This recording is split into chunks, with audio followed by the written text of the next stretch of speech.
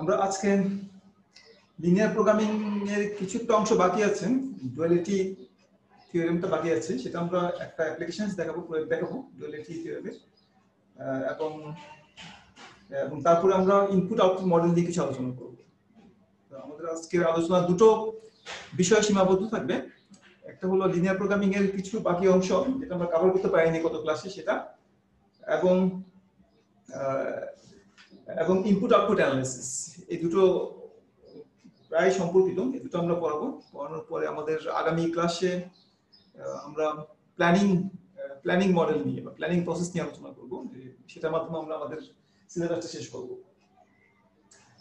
তো আজকে আমরা এই যে আমরা লিনিয়ার প্রোগ্রামিং প্রবলেমের দু ধরনের সলিউশন দেখিয়েছিলাম, একটা গ্রাফিক্যাল সলিউশন, এবং প্রবলেম যদি বড় আকারের হয়, অনেকগুলো ভেরিয়েবল থাকে, সেক্ষেত্রে আমরা সিমপ্লেক্স মেথড কিভাবে প্রয়োগ করতে হয় সেটা আমরা দেখিয়েছিলাম, এবং এটা এক্সেল এর মাধ্যমে বা কম্পিউটারের মাধ্যমে কিভাবে সলভ করা যায় তারও একটা আমরা প্রসেস দেখিয়েছিলাম।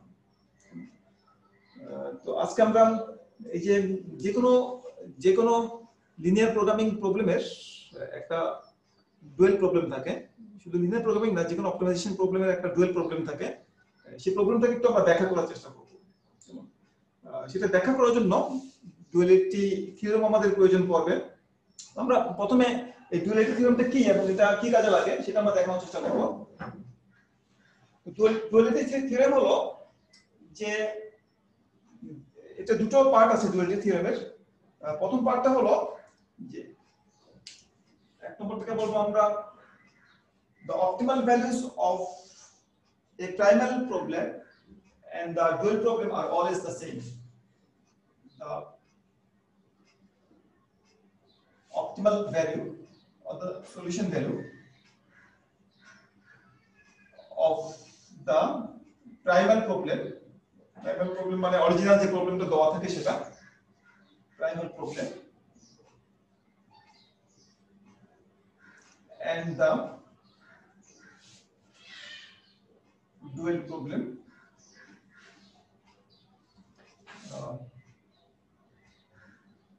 are always the same.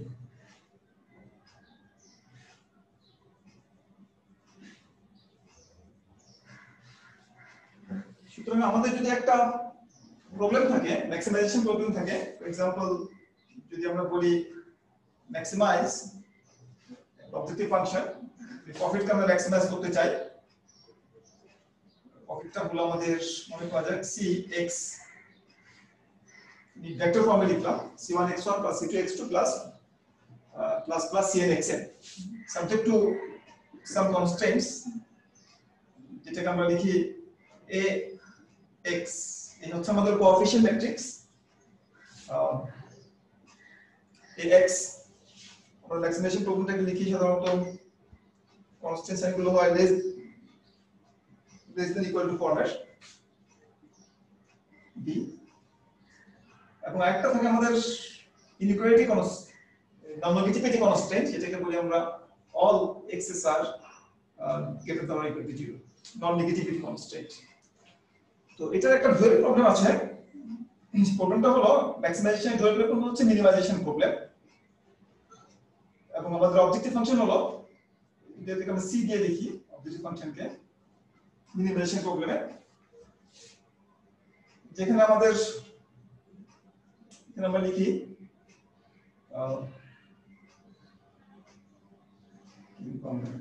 b dy subject to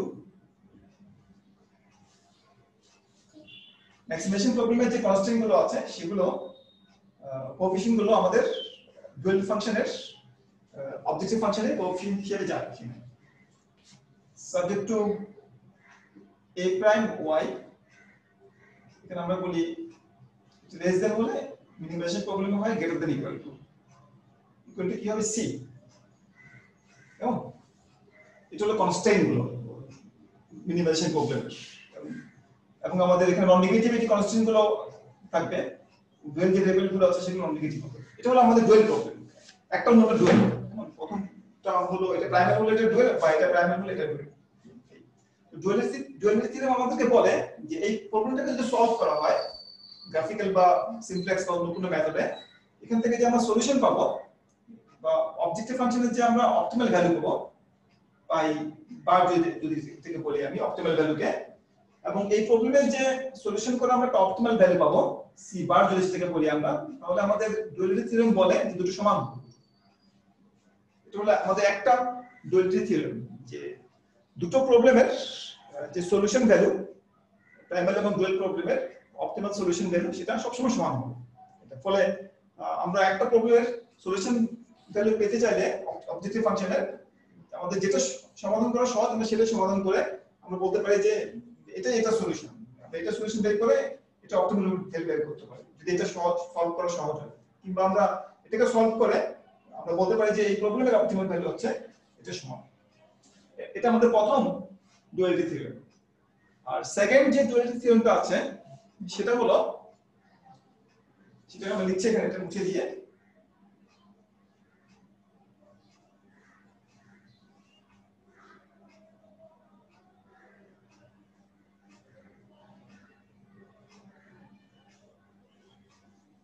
প্রথমটা সহজ, দ্বিতীয়টা একটু ক্রিটিক্যালি চিন্তা করতে হয়,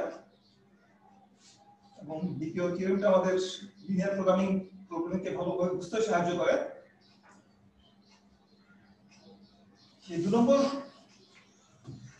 যে ডুয়ালিটি থিওরেম সেটা হলো, এটা দুটো পার্ট আছে এই সেকেন্ড প্রবলেম।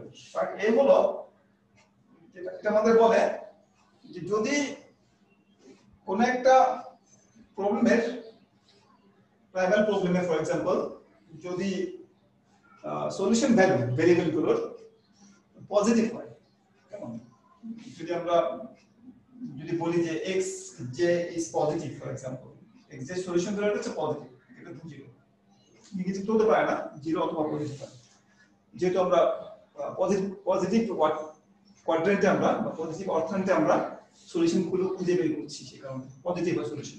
তো যদি সলিউশন গুলোটা পজিটিভ হয় তাহলে আমাদেরকে এটা বলে যে আমাদের যে ডুয়াল প্রবলেমটা আছে, কেমন প্রত্যেকটা প্রবলেমকে যদি আমরা একটু ইলাবোরেট ফর্মে লিখি বা এক্সটেন্সিভ ফর্মে লিখি, অর্থাৎ আমরা যদি যখন সিমপ্লেক্স মেথড করেছিলাম তখন আমরা প্রত্যেকটা কনস্ট্যান্টের সাথে আমরা একটা আমরা ডামি ভেরিয়েবল যোগ করেছিলাম, কেমন সেই ডামি ভেরিয়েবল যোগ করে আমরা কনস্ট্যান্ট গুলোকে ইনইকুয়ালিটি থেকে ইকুয়ালিটিতে কনভার্ট করেছিলাম। তো সেই আমাদের প্রবলেমে প্রাইমারি প্রবলেমে যে ডামি ভেরিয়েবল ছিল বা স্ল্যাক ভেরিয়েবল ছিল সেটাকে আমরা s দিয়ে লিখেছিলাম। ঠিক একই ভাবে আমরা যদি ডুয়াল প্রবলেমের যে কনস্ট্যান্ট গুলো আছে সেগুলোকে যদি আমরা ইনইকুয়ালিটি থেকে ইকুয়ালিটিতে কনভার্ট করতে চাই, সেখানে আমরা কিছু ডামি ভেরিয়েবল বা স্ল্যাক ভেরিয়েবল যোগ করতে পারি, তবে সেটা নেগেটিভ হবে, কেমন যোগ করে আমরা ইকুয়ালিটিতে কনভার্ট করতে পারি। তো আমরা যদি মনে করি যে প্রাইমারি প্রবলেমের যে স্ল্যাক ভেরিয়েবল গুলো আছে, কনস্ট্যান্টের যে স্ল্যাক ভেরিয়েবল গুলো যোগ করে আমরা ইকুয়েশনে পরিণত করছি, এই আমাদের প্রাইমারি প্রবলেমের স্ল্যাক ভেরিয়েবল গুলোকে যদি আমরা s দিয়ে লিখি, কেমন আর ডুয়াল ভেরিয়েবলের যে যে কনস্ট্যান্ট গুলো আছে সেখানে যে স্ল্যাক ভেরিয়েবল গুলো যোগ করছি আমরা সেগুলোকে যদি আমরা t দিয়ে লিখি, তাহলে আমরা বলতে পারবো যে যদি প্রাইমারি প্রবলেমের সলিউশন ভ্যালু ভেরিয়েবলের যদি নন নেগেটিভ হয়, পজিটিভ যদি হয়, তাহলে করেসপন্ডিং যে ডুয়াল ভেরিয়েবলের স্ল্যাক ভেরিয়েবল আছে বা ডামি ভেরিয়েবল আছে সেটা 0 হবে। ঠিক আছে, অর্থাৎ আমরা বলছি যে যদি প্রাইমারি প্রবলেমের একটা ভেরিয়েবলের যে কোনো ভেরিয়েবলের সলিউশন যদি পজিটিভ হয়, নন নেগেটিভ হয়, যদি গ্রেটার দ্যান 0 যদি হয় সলিউশন যদি, তাহলে যে করেসপন্ডিং যে আমাদের ডুয়াল প্রবলেম আছে সেই ডুয়াল প্রবলেমের যে ডামি ভেরিয়েবল আছে, ফর এক্সাম্পল আমার যদি x1 যদি 0 নন গ্রেটার দ্যান 0 হয়, x1 যদি, তাহলে আমাদের যে ডুয়াল প্রবলেম যেটা আছে সেই ডুয়াল প্রবলেমের যে কনস্ট্যান্ট যে t2 বা সেকেন্ড ইকুয়েশন বা সেকেন্ড কনস্ট্যান্টের সাথে যে t2 আছে সেটার মানটা 0 হবে। এটা আমাদের একটা পার্ট আমাদের, কেমন। আর 2 নম্বরটা হলো ঠিক একই ভাবে একই আর্গুমেন্টে যদি ডুয়াল ভেরিয়েবল যদি পজিটিভ হয় তাহলে করসপন্ডিং যে প্রাইমারি প্রবলেম আছে সেই করসপন্ডিং প্রাইমারি প্রবলেমে যে যে ডামি ভেরিয়েবল আছে সেই ডামি ভেরিয়েবল অপটিমাল ভ্যালু কত হবে 0 হবে। এটা হলো আমাদের এক নম্বর পয়েন্ট ডুয়ালিটি থিওরেমের। ডুয়ালিটি থিওরেম আমাদেরকে বলে যে যদি প্রাইমারি প্রবলেমের যে সলিউশন সেখানে যদি আমরা যদি একটা ভেরিয়েবলের মান যদি গ্রেটার দেন 0 পাই তাহলে ডুয়াল প্রবলেমের যে করসপন্ডিং ডামি ভেরিয়েবল আছে যেমন x1 এর জন্য প্রথম কনস্ট্যান্টের যে দামি t1 বা x3 এর জন্য থার্ড কনস্ট্যান্টের যে দামি t3 সেটা 0 হবে। ঠিক একই ভাবে যদি ডুয়াল ভেরিয়েবলের সলিউশন যদি 0 নয় গ্রেটার দেন 0 হয় তাহলে করসপন্ডিং প্রাইমারি প্রবলেমের যে স্ল্যাক ভেরিয়েবল আছে সেটা 0 হবে। এটা পার্ট 1। আর পার্ট 2 টা একটু উল্টিয়ে বলা হয়। পার্ট 2 তে বলা হয় যদি স্ল্যাক ভেরিয়েবল যদি কোন একটা ইকুয়েশনে প্রবলেমের j = 1 2 3 4 এনিথিং হতে পারে যদি পজিটিভ হয় তাহলে করসপন্ডিং যে আমাদের ডুয়াল প্রবলেম আছে সেটা যে ভেরিয়েবলটা আছে আমাদের এস হচ্ছে আমাদের প্রাইমারি প্রবলেমের স্ল্যাক ভেরিয়েবল তাহলে ডুয়াল প্রবলেমের যে আমাদের ভেরিয়েবল আছে তার যে সলিউশন ভ্যালু সেটা 0 হবে। কেমন? ঠিক আমরা এখানে আইডিয়াগুলো চেঞ্জ করছি আমরা এক ইকুয়েশন থেকে অন্য ইকুয়েশনে বা এক প্রবলেম থেকে অন্য প্রবলেমে। ঠিক একই ভাবে যদি টি যে মানে আমাদের ডুয়াল প্রবলেমের যে স্ল্যাক ভেরিয়েবল আছে সেটা যদি পজিটিভ হয় তাহলে আমাদের যে প্রাইমারি প্রবলেমের যে ভেরিয়েবল আছে আমাদের করসপন্ডিং ভেরিয়েবল টি এর জন্য xj অপটিমাল ভ্যালু সেটা 0 হবে। এগুলো আমাদের সংক্ষেপে সেকেন্ড ডুয়ালিটি থিওরি। এটাকে অনেক সময় বলা হয় কমপ্লিমেন্টারি স্ল্যাকনেস কন্ডিশন বলা হয়। এটাকে অনেক সময় কমপ্লিমেন্টারি স্ল্যাকনেস কন্ডিশন, অনেক সময় অনেকে এভাবে লিখে থাকে কমপ্লিমেন্টারি স্ল্যাকনেস কন্ডিশন।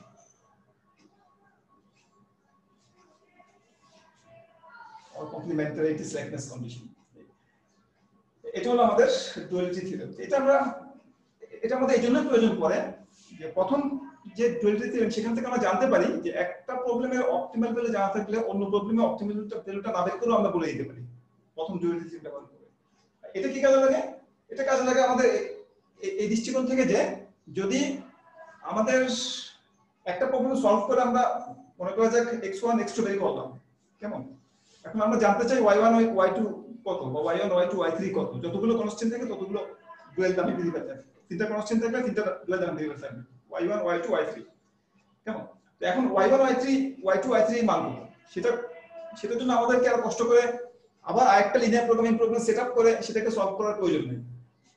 আমরা প্রাইমারি প্রবলেমের যে সলিউশন সেটা দিয়ে আমরা এবং এই ডুয়ালিটি থিওরেম ব্যবহার করে আমরা ডুয়াল ভেরিয়েবলগুলো অপটিমাল ভ্যালু কত হবে সেটা আমরা বলে দিতে পারবো। তাহলে আমাদের পরবর্তী কাজ হলো আমাদের এটা একটা প্রয়োগ দেখানো। আমাদের পরবর্তী কাজ একটা এক্সাম্পলের মাধ্যমে আমরা দেখাবো এই আইডিয়াটা প্রয়োগ করে কিভাবে আমরা প্রাইমারি সলিউশন থেকে আমরা ডুয়াল ভেরিয়েবলের সলিউশনগুলো পেতে পারি। প্রথম থিওরেমে আমরা অবজেক্টিভ ফাংশনের ভ্যালুটা পেয়েছি প্রথম ফাংশনে, আর এখন আমরা এটা প্রয়োগ করে ডুয়াল প্রবলেমের যে ভেরিয়েবলগুলো আছে y1 y2 সেটা মানগুলো আমরা কিভাবে পেতে পারি। এটার জন্য আমরা প্রথমের দিকে যে আমরা ডাইরেক্ট প্রবলেমটা সলভ করেছিলাম, কেমন? সেটা আমরা ডুয়াল প্রবলেমটাকে সলভ করার চেষ্টা করব by applying this two theorems, কেমন? তো আমাদের যে ডাইরেক্ট প্রবলেমটা ছিল সেটাকে আমি আবার রিঅ্যাক্ট করছি।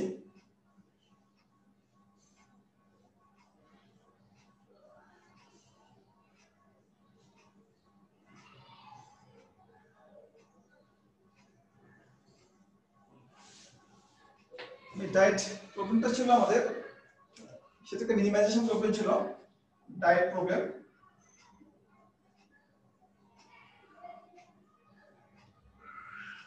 Minimise c equal to cost আমরা মিনিমাইজ করার চেষ্টা করেছিলাম 0.6 x1 plus x2 subject to some constant, nutrient constant, 10x1 এগুলো হচ্ছে নিউট্রন কন্টেন্ট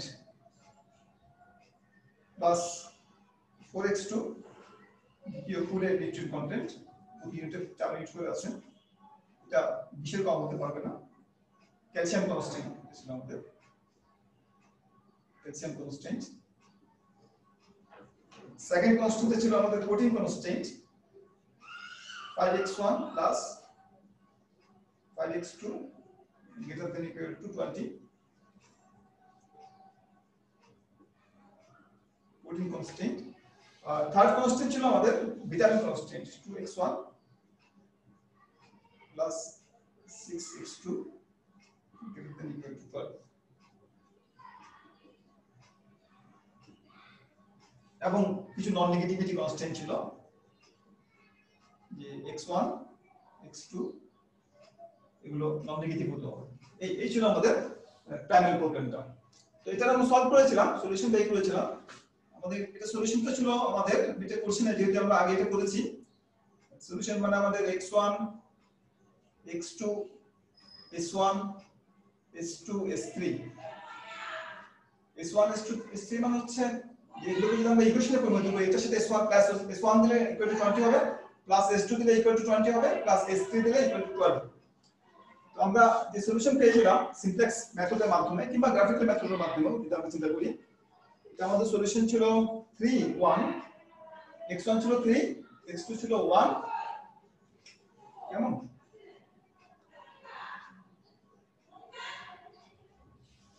s1 ছিল আমাদের 4, ঠিক আছে? এটা আমরা এখান থেকে বুঝতে পারি যে যদি এখানে মানগুলো বসিয়ে দেই 3 প্লাস 3 দুগুণে 6 6 প্লাস 6 ইকুয়াল টু 12, ফলে এখানে অটোমেটিক্যালি s3 সমান 0। এখানে যদি আমি বসাই x1 ইকুয়াল টু 3 বসাই 3 পাঁচে 15 আর 15 আর 5 এ 20, তার মানে এখানে s2 সমান 0, ঠিক আছে? s3 সমান 0 আর s1 সমান কত? s1 সমান হচ্ছে আমাদের 10 টাইমস 3 30 প্লাস 4 1 4 34, কেমন? 34 হলে আমরা এখানে s1 সমান বলতে পারি যে আমাদের এটা স্ল্যাক ভেরিয়েবলটা মান হবে 20 থেকে 34 বাদ দিলে সেটা হবে 3.30 আর 34 14 s1 স্ল্যাক হচ্ছে 14 আর এটা হচ্ছে 0, এটা হচ্ছে 0। এই হলো আমাদের প্রাইমাল সলিউশন। না এখানে তো একটা বেশি হয়ে গেল।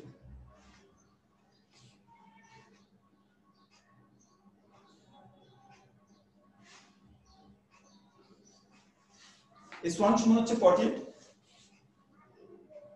3.30 4 কে 34, এটা 14, এটা 0, এখানে 0 s2, এখানে s3 0। এটা হলো আমাদের প্রাইমাল সলিউশন। কেমন? তো আমরা এখান থেকে ডুয়াল সলিউশনটা বের করতে চাই। এখান থেকে আমরা এখানে x1 3 x2 1 s1 14 তারপরে s2 0 s3 0। তো আমরা জানতে চাই আমরা প্রথমত ডুয়ালিটি আমরা বলে ফেলতে পারি যে ডুয়াল সলিউশন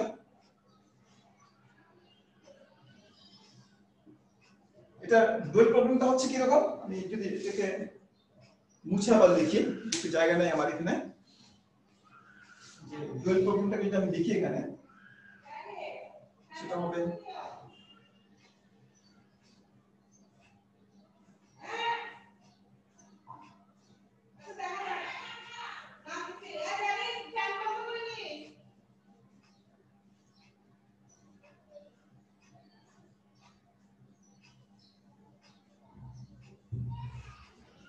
আচ্ছা আমরা একটা ডুয়াল প্রবলেমটা লিখি। ডুয়াল প্রবলেম হবে তাই এটা যে ডুয়াল প্রবলেম সেটা হলো ম্যাক্সিমাইজ সিএসটা লিখে লিখে বাইনা লিখে ইকুয়াল টু সিএসটা করতে হবে আমাদের v1 v2 v3 যেটা ছিল কনস্ট্যান্ট ম্যাক্সিমাইজেশন প্রবলেমে সেগুলো এখানে চলে আসবে। 20y1 20 হচ্ছে আমাদের প্রথম কনস্ট্যান্টের ডান দিকে যেটা ছিল সেটা, 20y2 প্লাস 12 y3 এটা আমাদের মিনিমাইজ থেকে ম্যাক্সিমাইজ করতে হবে এই অবজেক্টিভ ফাংশনকে সাবজেক্ট টু দুটো কনস্ট্যান্ট থাকে এখানে আমাদের যেহেতু প্রাইমারি প্রবলেমে অবজেক্টিভ ফাংশনে দুটো কনস্ট্যান্ট ছিল সে কারণে প্রথমটা হলো আমাদের 10 আগে এই ম্যাট্রিক্সটাকে আমাদের ট্রান্সপোজ করতে হবে 10y1 plus 5y2 plus 2 just কলামগুলো চিন্তা করো 2y3 less than equal to greater than থেকে এখানে less than হয়ে যাবে ম্যাক্সিমাইজেশন প্রবলেম 0.6 প্রথম প্রাইমারি প্রবলেমের যে অবজেক্টিভ ফাংশন সেখানে যে c1 টা আছে x1 এর যে কোএফিশিয়েন্ট সেটা এখানে আর সেকেন্ড কনস্ট্যান্ট হচ্ছে আমাদের 4y1 plus 5y2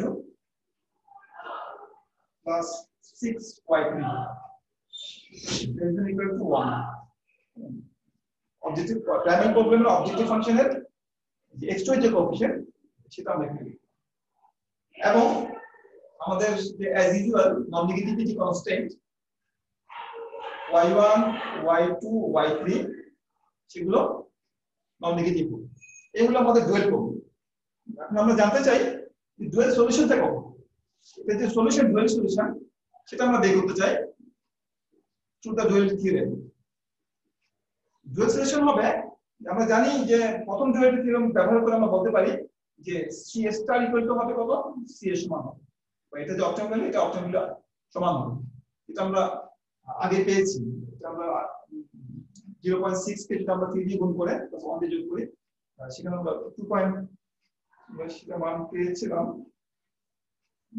2.80 পেয়েছিলাম এটা বের করাটা ইজি সহজে বলে দেওয়া যায় পরের পার্টটুকু বের করার জন্য অর্থাৎ y1 y2 y3 সেগুলো মান বা আমরা যদি এখানে আরো যোগ করি এটা যে এখানে যদি আমরা এটাকে ইকুয়েশনে পরিণত করতে চাই এখানে আমরা t1 যোগ করব এখানে t2 যোগ করব ইকুয়েশনে পরিণত করার জন্য প্রাইমারকে ইকুয়েশন করার জন্য আমরা s1 যোগ করি আর ডুয়াল কে ইকুয়েশন করার জন্য আমরা কনস্ট্যান্টের সাথে আমরা t যোগ করি কেমন এখন যে ডুয়ালিটি থিওরেম সেটা আমাদেরকে বলে আমরা যদি এটাকে ইকুয়েশনে পরিণত করি আমরা এই সাবজেক্ট কনস্ট্যান্টকে আমরা ইকুয়েশনে হিসেবে চিন্তা করতে পারি আমরা এখন আমাদের যে ডুয়ালিটি সেটা আমাদেরকে বলছে আমাদেরকে যে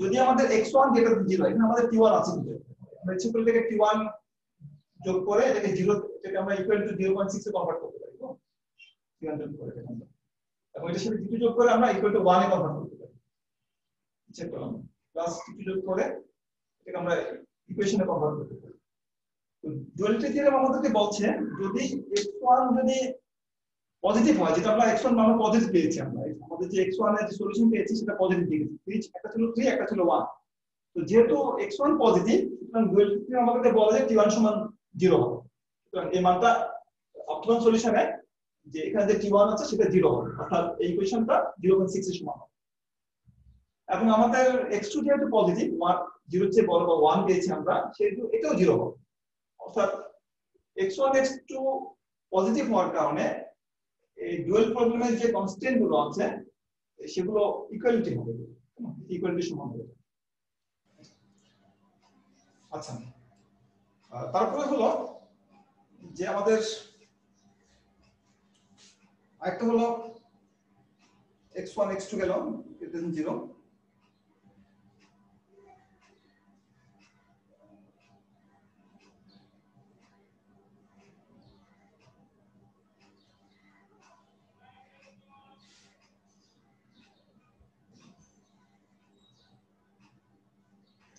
আচ্ছা আরেকটা হলো যে s1 সমান দেখো যে আমাদের শুধুমাত্র আমরা আগের প্রবলেমে একটু যদি রিমেম্বার করো একটু যদি মনে করো একটু যে x1 x2 s1 s2 s3 এটা ছিল আমাদের প্যানেল সলিউশন কেমন এবং মানগুলো ছিল আমাদের x1 ছিল 3 এটা ছিল আমাদের 1 এটা ছিল আমাদের 14 এটা ছিল 0 এটা ছিল 0 একটু আমরা চেষ্টা করব একটু পেয়েছিলাম আমরা তো যেহেতু এটা গ্রেটার দেন 0 সুতরাং আমরা বলতে পারি যে y সমান y y1 t1 সমান 0 হবে এখান থেকে বলতে পারি x1 গ্রেটার দেন 0 হলে t1 সমান 0 হবে কেমন আর x2 গ্রেটার দেন 0 হওয়ার কারণে t2 সমান 0 হবে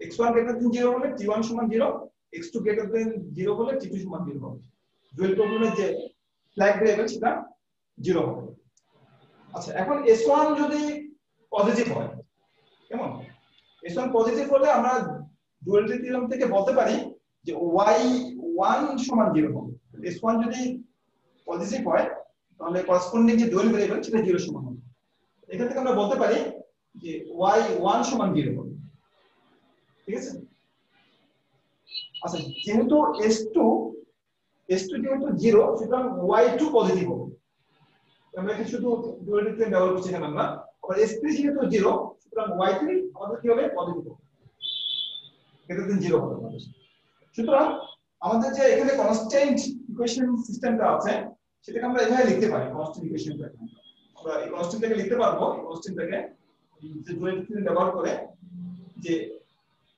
y1 সমান 0 because s1 is positive সুতরাং এটাকে আমরা বাদ দিতে পারি এটাকে 0 ধরে বাদ দিতে পারি আমরা লিখতে পারি 5y2 2y3 যেহেতু t1 সমান 0 সুতরাং এটা কার সমান হবে 0.6 এর সমান হবে কেমন এবং 5y2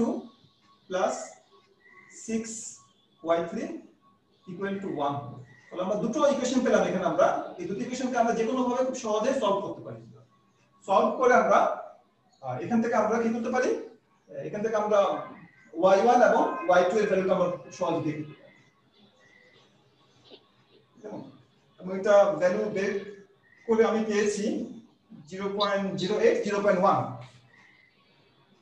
0.08 এবং 0.1 এই দুটো সলিউশন করে পেয়েছি এবং এই সলিউশনটা বের করার জন্য আমরা কোনো প্রকার লিনিয়ার প্রোগ্রামিং প্রবলেম সলভ করিনি বা আমাদের সলভ করার প্রয়োজন হয়নি আমাদের তাহলে আমরা যে কোনো লিনিয়ার প্রোগ্রামিং প্রবলেমকে যেটাকে আমরা গিভেন প্রবলেম বলি বা প্রাইমারি প্রবলেম বলি প্রাথমিক প্রবলেম বলি সেটা একটা ডুয়াল প্রবলেম বের করতে পারি আমরা কেমন এখন সেই ডুয়াল প্রবলেমটাকে আমরা সলভ করতে পারি not through the linear programming but through the duality theorem যে ডুয়ালিটি থিওরেম আমাদেরকে বলে যে প্রাইমারি প্রবলেম এবং ডুয়াল প্রবলেমের যে অপটিমাল ভ্যালু সেটা সমান হবে দুটো প্রবলেমের জন্য এবং সেকেন্ড থিওরেম যেটা ক্রিটিক্যাল সেটা হলো কথা না বললে তোমাদের মাইক্রোফোন অফ রাখবে আর কথা বলতে চাইলে মাইক্রোফোন অফ রাখবে কেমন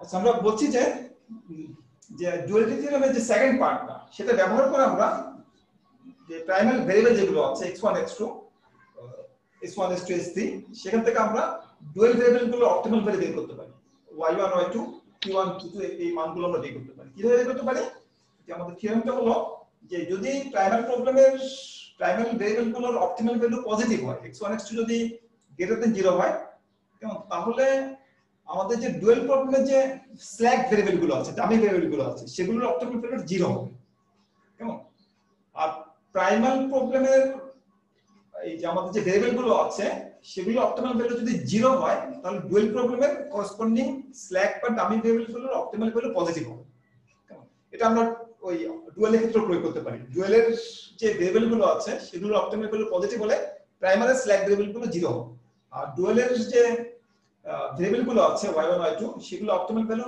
0 হলে প্রাইমারি স্ল্যাক ভেরিয়েবলগুলো পজিটিভ হবে এই রিলেশনটা অ্যাপ্লাই করে এটাকে আমরা সময় কমপ্লিমেন্টারি স্ল্যাকনেস কন্ডিশন বলে এই কন্ডিশনটা অ্যাপ্লাই করে আমরা প্রাইমারি প্রবলেমের সলিউশন থেকে ডুয়াল প্রবলেমের সবগুলো মান বের করতে পারি আমরা কেমন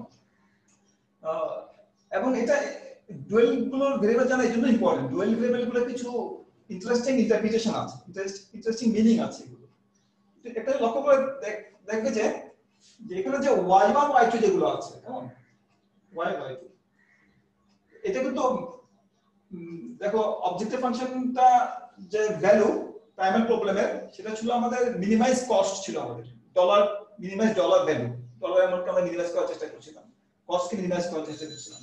এখানে আমরা আরেকটা প্রবলেমের আরেকটা ভেরিয়েবলকে ম্যাক্সিমাইজ করার চেষ্টা করছি, যেহেতু দুটো সমান হবে সুতরাং দুটো একই ইউনিটে প্রকাশ করতে হবে। এটা যদি ডলারে হয়, আরেকটা যদি এটা ডলারে হবে, কেমন? তো এখন দেখো যে এই মানগুলো যে 20 20 12 এগুলো হচ্ছে কনস্ট্যান্ট, ফিজিক্যাল আমাদের প্রাইমারি প্রবলেমের কনস্ট্যান্ট বা ভিটামিন কনস্ট্যান্ট, কত ইউনিট করে ভিটামিন লাগবে, ক্যালসিয়াম লাগবে, কেমন? সেই ফিজিক্যাল ইউনিট সেগুলো হচ্ছে। যেহেতু এই মানটা ডলারে প্রকাশিত, সুতরাং এগুলোকেও ডলারে প্রকাশ করতে হবে। এগুলো কিন্তু ডলারে প্রকাশিত, y1 y2 y3 এগুলো ডলারে প্রকাশিত। এগুলো এক ধরনের প্রাইস, এগুলো এক ধরনের। প্রাইমারি প্রবলেমের যে কোএফিশিয়েন্ট গুলো ছিল, সেই কোএফিশিয়েন্ট গুলো ছিল প্রাইস। প্রাইমারি প্রবলেমে x1 এর প্রাইস কত 0.6, x2 এর প্রাইস কত 1, আর ডুয়াল প্রবলেমের যে ভেরিয়েবল যেগুলো আছে সেগুলো হচ্ছে প্রাইস, সেগুলো হচ্ছে। তবে এগুলো এই প্রাইস আগেরটা ছিল মার্কেট প্রাইস। প্রাইমারি প্রবলেমের যে অবজেক্টিভ ফাংশনের যে কোএফিশিয়েন্ট গুলো ছিল 0.6 x1 প্লাস 1 x2, সে 0.6 ছিল আমাদের x1 এর দাম আর 1 ছিল আমাদের x2 এর দাম। আর ডুয়াল প্রবলেমের যে ম্যাক্সিমাইজেশন প্রবলেমের সেখানে যে কোএফিশিয়েন্ট গুলো আছে সেগুলো কিন্তু প্রাইস না, কোএফিশিয়েন্ট গুলো হচ্ছে আমাদের ফিজিক্যাল কোয়ান্টিটি, যেটা আমাদের প্রাইমারি প্রবলেমের ডান দিক থেকে আসছে। এখানে আমাদের রিসোর্স কনস্ট্যান্ট গুলো এখানে চলে আসছে আমাদের, সেহেতু এগুলো ফিজিক্যাল কোয়ান্টিটি। যেহেতু এটাকে প্রাইস হতে হবে, তাই এগুলো হচ্ছে এক ধরনের প্রাইসকে ইন্ডিকেট করে, রিফ্লেক্ট করে। y1 y2 y3 হচ্ছে এক ধরনের প্রাইস। এই প্রাইসটাকে বলা হয়, এটাকে বলা হয় শ্যাডো প্রাইস বলা হয়। এটাকে প্ল্যানিং এর ক্ষেত্রে আমরা ব্যবহার করি শ্যাডো প্রাইস, বা অনেক সময় অ্যাকাউন্টিং প্রাইস বলে হিসাব করার জন্য, বা ইকোনমিক প্রাইস বলে, বা অপরচুনিটি কস্ট বলে অনেক সময়। কেমন? সুতরাং y1 y2 y3 এগুলো হচ্ছে আমাদের অ্যাকাউন্টিং প্রাইস বা শ্যাডো প্রাইস। এগুলো রিসোর্সের যে ইন্টেন্সিভ যে ভ্যালু সেটাকে ইন্ডিকেট করে। অনেক সময় এগুলোকে ম্যাথমেটিক্যালি বলা হয় ল্যাগ্রেঞ্জ মাল্টিপ্লায়ার। ল্যাগ্রেঞ্জ মাল্টিপ্লায়ার মানে আমি যদি আমার কনস্ট্যান্টকে রিল্যাক্স করি, কনস্ট্যান্টের মানকে একটু করে বাড়িয়ে দেই, তাহলে আমার অবজেক্টিভ ফাংশনের ভ্যালু কতটুকু বাড়বে। এটাকে আমরা এইভাবে চিন্তা করতে পারি যে আমরা জানি যে আমাদের যে যদি আমি প্রাইমারি প্রবলেমকে প্রফিট দিয়ে লিখি, যেটাকে আমি সি দিয়ে লিখেছিলাম, কেমন? ডুয়াল প্রবলেম যদি আমি কস দিয়ে লিখি, আমি যদি যে অপটিমাল ভ্যালু দুটো সমান হবে, এবং আমি এটা যদি এইভাবে লিখি v1 x1, আমাদের যে v1 x1, বা আমি যদি এখানে চিন্তা করি সেটা হচ্ছে আমার c1 y1 plus c2 y2, c1 y1 plus c2 y2। তো আমি যদি এটাকে ডিফারেন্সিয়েট করি del বাই del c1 দিয়ে, এর মানটা y1 এর সমান হবে, কেমন? অর্থাৎ আমি যদি কনস্ট্যান্টকে রিল্যাক্স করি যদি এক ইউনিট, তাহলে তার মানটা আমাদের y এর সমান হবে। এটাকে শ্যাডো প্রাইস বা ল্যাগ্রেঞ্জ মাল্টিপ্লায়ার বলে। কনস্ট্যান্ট ফাংশনকে যদি রিল্যাক্স করা হয়, প্রাইমারি প্রবলেমে যে কনস্ট্যান্ট, এটা ডুয়াল প্রবলেম, প্রাইমারি প্রবলেম যেটা আমরা মুছে ফেলেছি, সেটা যে আমাদের কনস্ট্যান্ট ইকুয়েশন গুলো ছিল অনেকগুলো, তার দিকে যে আমাদের কনস্ট্যান্ট ছিল, সেই কনস্ট্যান্টটাকে যদি রিল্যাক্স করা হয়, এক ইউনিট যদি বাড়ানো হয়, তাহলে অবজেক্টিভ ফাংশনের ভ্যালু কতটুকু বাড়বে সেটাকে বলি আমরা ল্যাগ্রেঞ্জ মাল্টিপ্লায়ার। এবং সেই ভ্যালুটা হচ্ছে আমাদের y1 y2 y3 ইন্ডিকেট করে। অর্থাৎ প্রথম কনস্ট্যান্টটাকে যদি রিল্যাক্স করা হয়, এক ইউনিট বাড়ানো হয়, তাহলে অবজেক্টিভ ফাংশনের ভ্যালু y1 পরিমাণ বাড়বে, কেমন? ঠিক একইভাবে দ্বিতীয় কনস্ট্যান্টটাকে যদি এক ইউনিট বাড়ানো হয়, তাহলে অবজেক্টিভ ফাংশন প্রাইমারি প্রবলেমের বা ডুয়াল প্রবলেমের অবজেক্টিভ ফাংশনটা কত পাবে, y2 পরিমাণ বাড়বে। এটাকে বলা হয় Lagrange interpretation of the dual variable. তাছাড়া এগুলোকে আমরা শ্যাডো প্রাইস হিসেবে চিন্তা করতে পারি, এগুলো বা রিসোর্সের যে ইন্ট্রিনসিক ভ্যালু বা ইকোনমিক ভ্যালু সেটা হিসেবে চিন্তা করতে পারি। এটা হচ্ছে ডুয়াল প্রবলেমের যে ভেরিয়েবল গুলো আছে তার ইন্টারপ্রিটেশন বা ইকোনমিক ইন্টারপ্রিটেশন আমাদের। তো এই হলো আমাদের প্রাইমারি প্রবলেম এবং ডুয়াল প্রবলেম। তো আমরা গত ক্লাসে আমরা এই প্রবলেমগুলো কিভাবে সলভ করা হয় তার একটু আমরা প্রসেস দেখিয়েছিলাম। তো আমি তোমাদেরকে আরেকটা অল্টারনেটিভ ওয়েতে যে সলিউশন করা যায় সেটা সম্পর্কে একটু আমরা দেখাতে পারি, যদি এখানে দেখানো যায় কিনা তোমাদেরকে। যে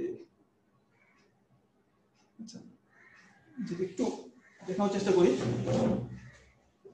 যে আমরা যদি যে কোনো ল্যাঙ্গুয়েজে করতে পারো তোমরা, আমি এটা আর ল্যাঙ্গুয়েজে করেছি, কিছু কোড লিখে আমরা যে ম্যাক্সিমাইজেশন প্রবলেম যেটা করেছি আমরা, প্রোডাকশন প্রবলেম, সেটাকে আমি প্রথমে সেটআপ করেছি। প্রথম টেবিলটা আমি গঠন করেছি এভাবে, গঠন করে আমি কিছু কোড তৈরি করেছি। আমি যে কোডগুলোর কাজ হচ্ছে মূলত এই যে এক টেবিল থেকে বা এক টেবিল থেকে আরেক টেবিলতে যাওয়া পিভটিং এর মাধ্যমে, সেগুলো এখানে আমি ইন্ডিকেট করেছি।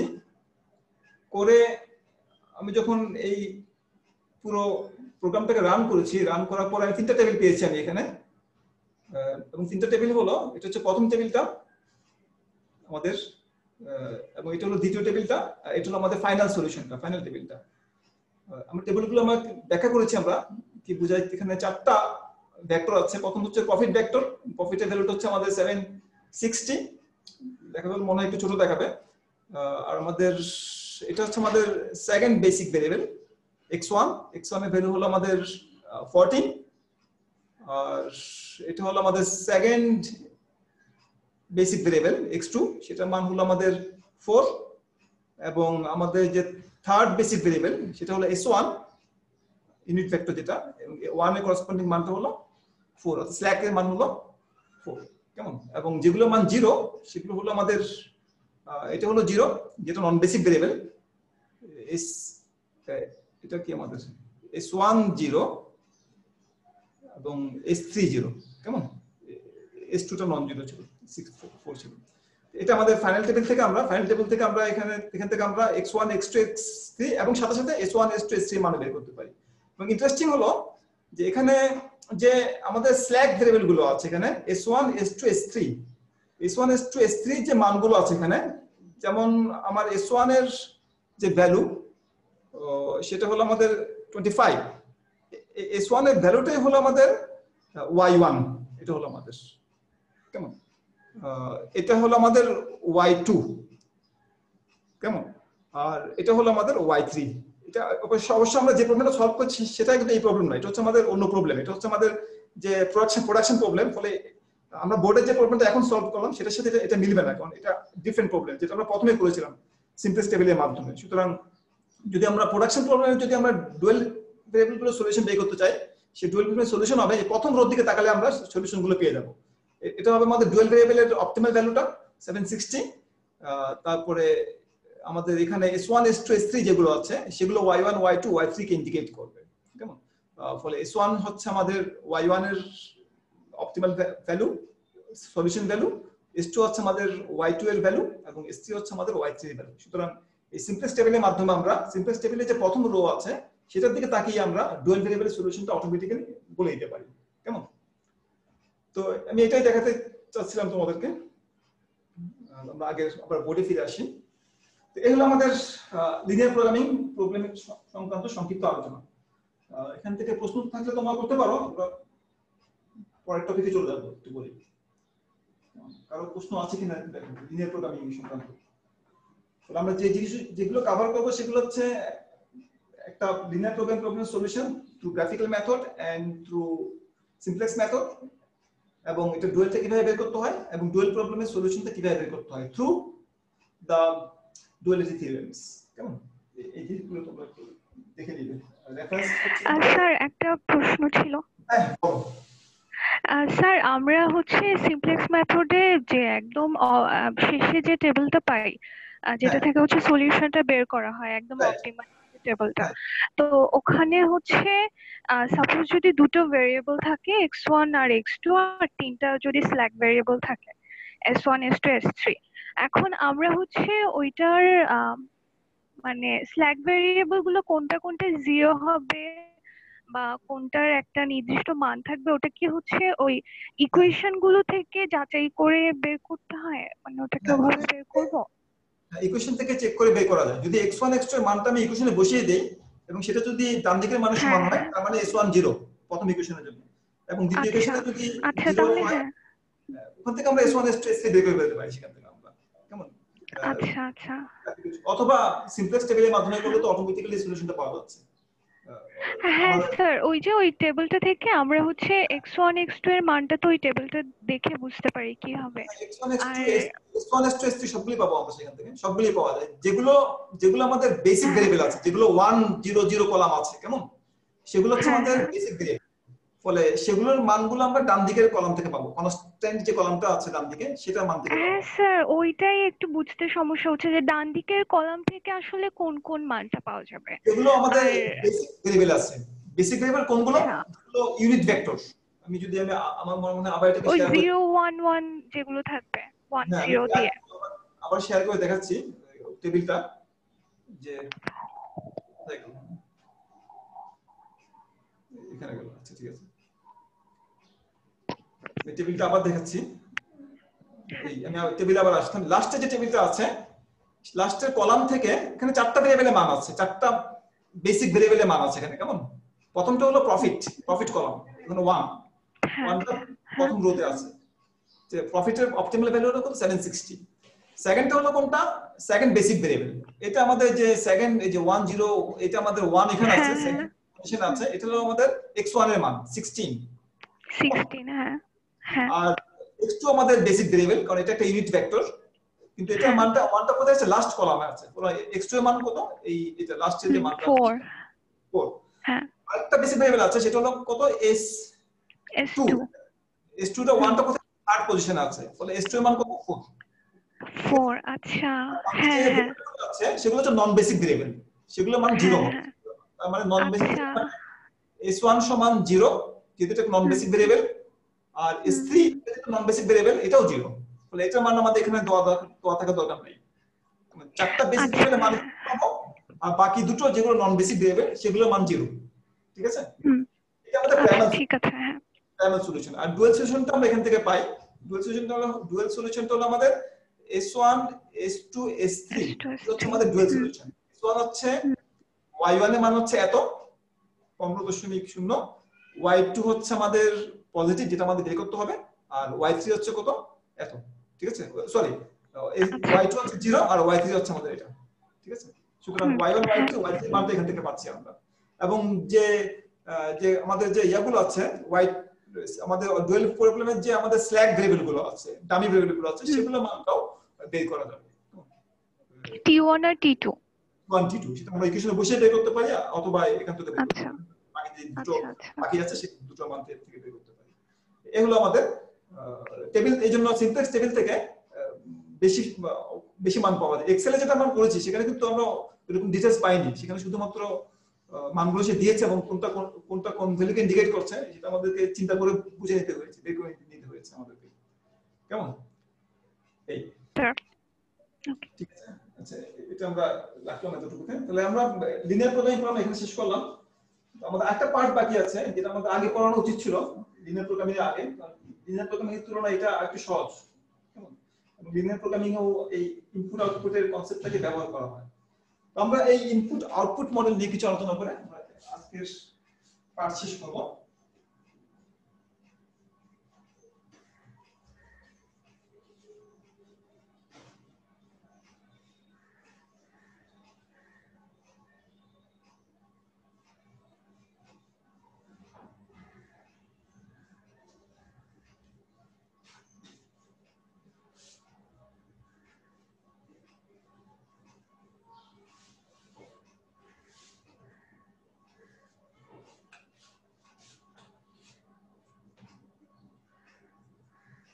Input output model.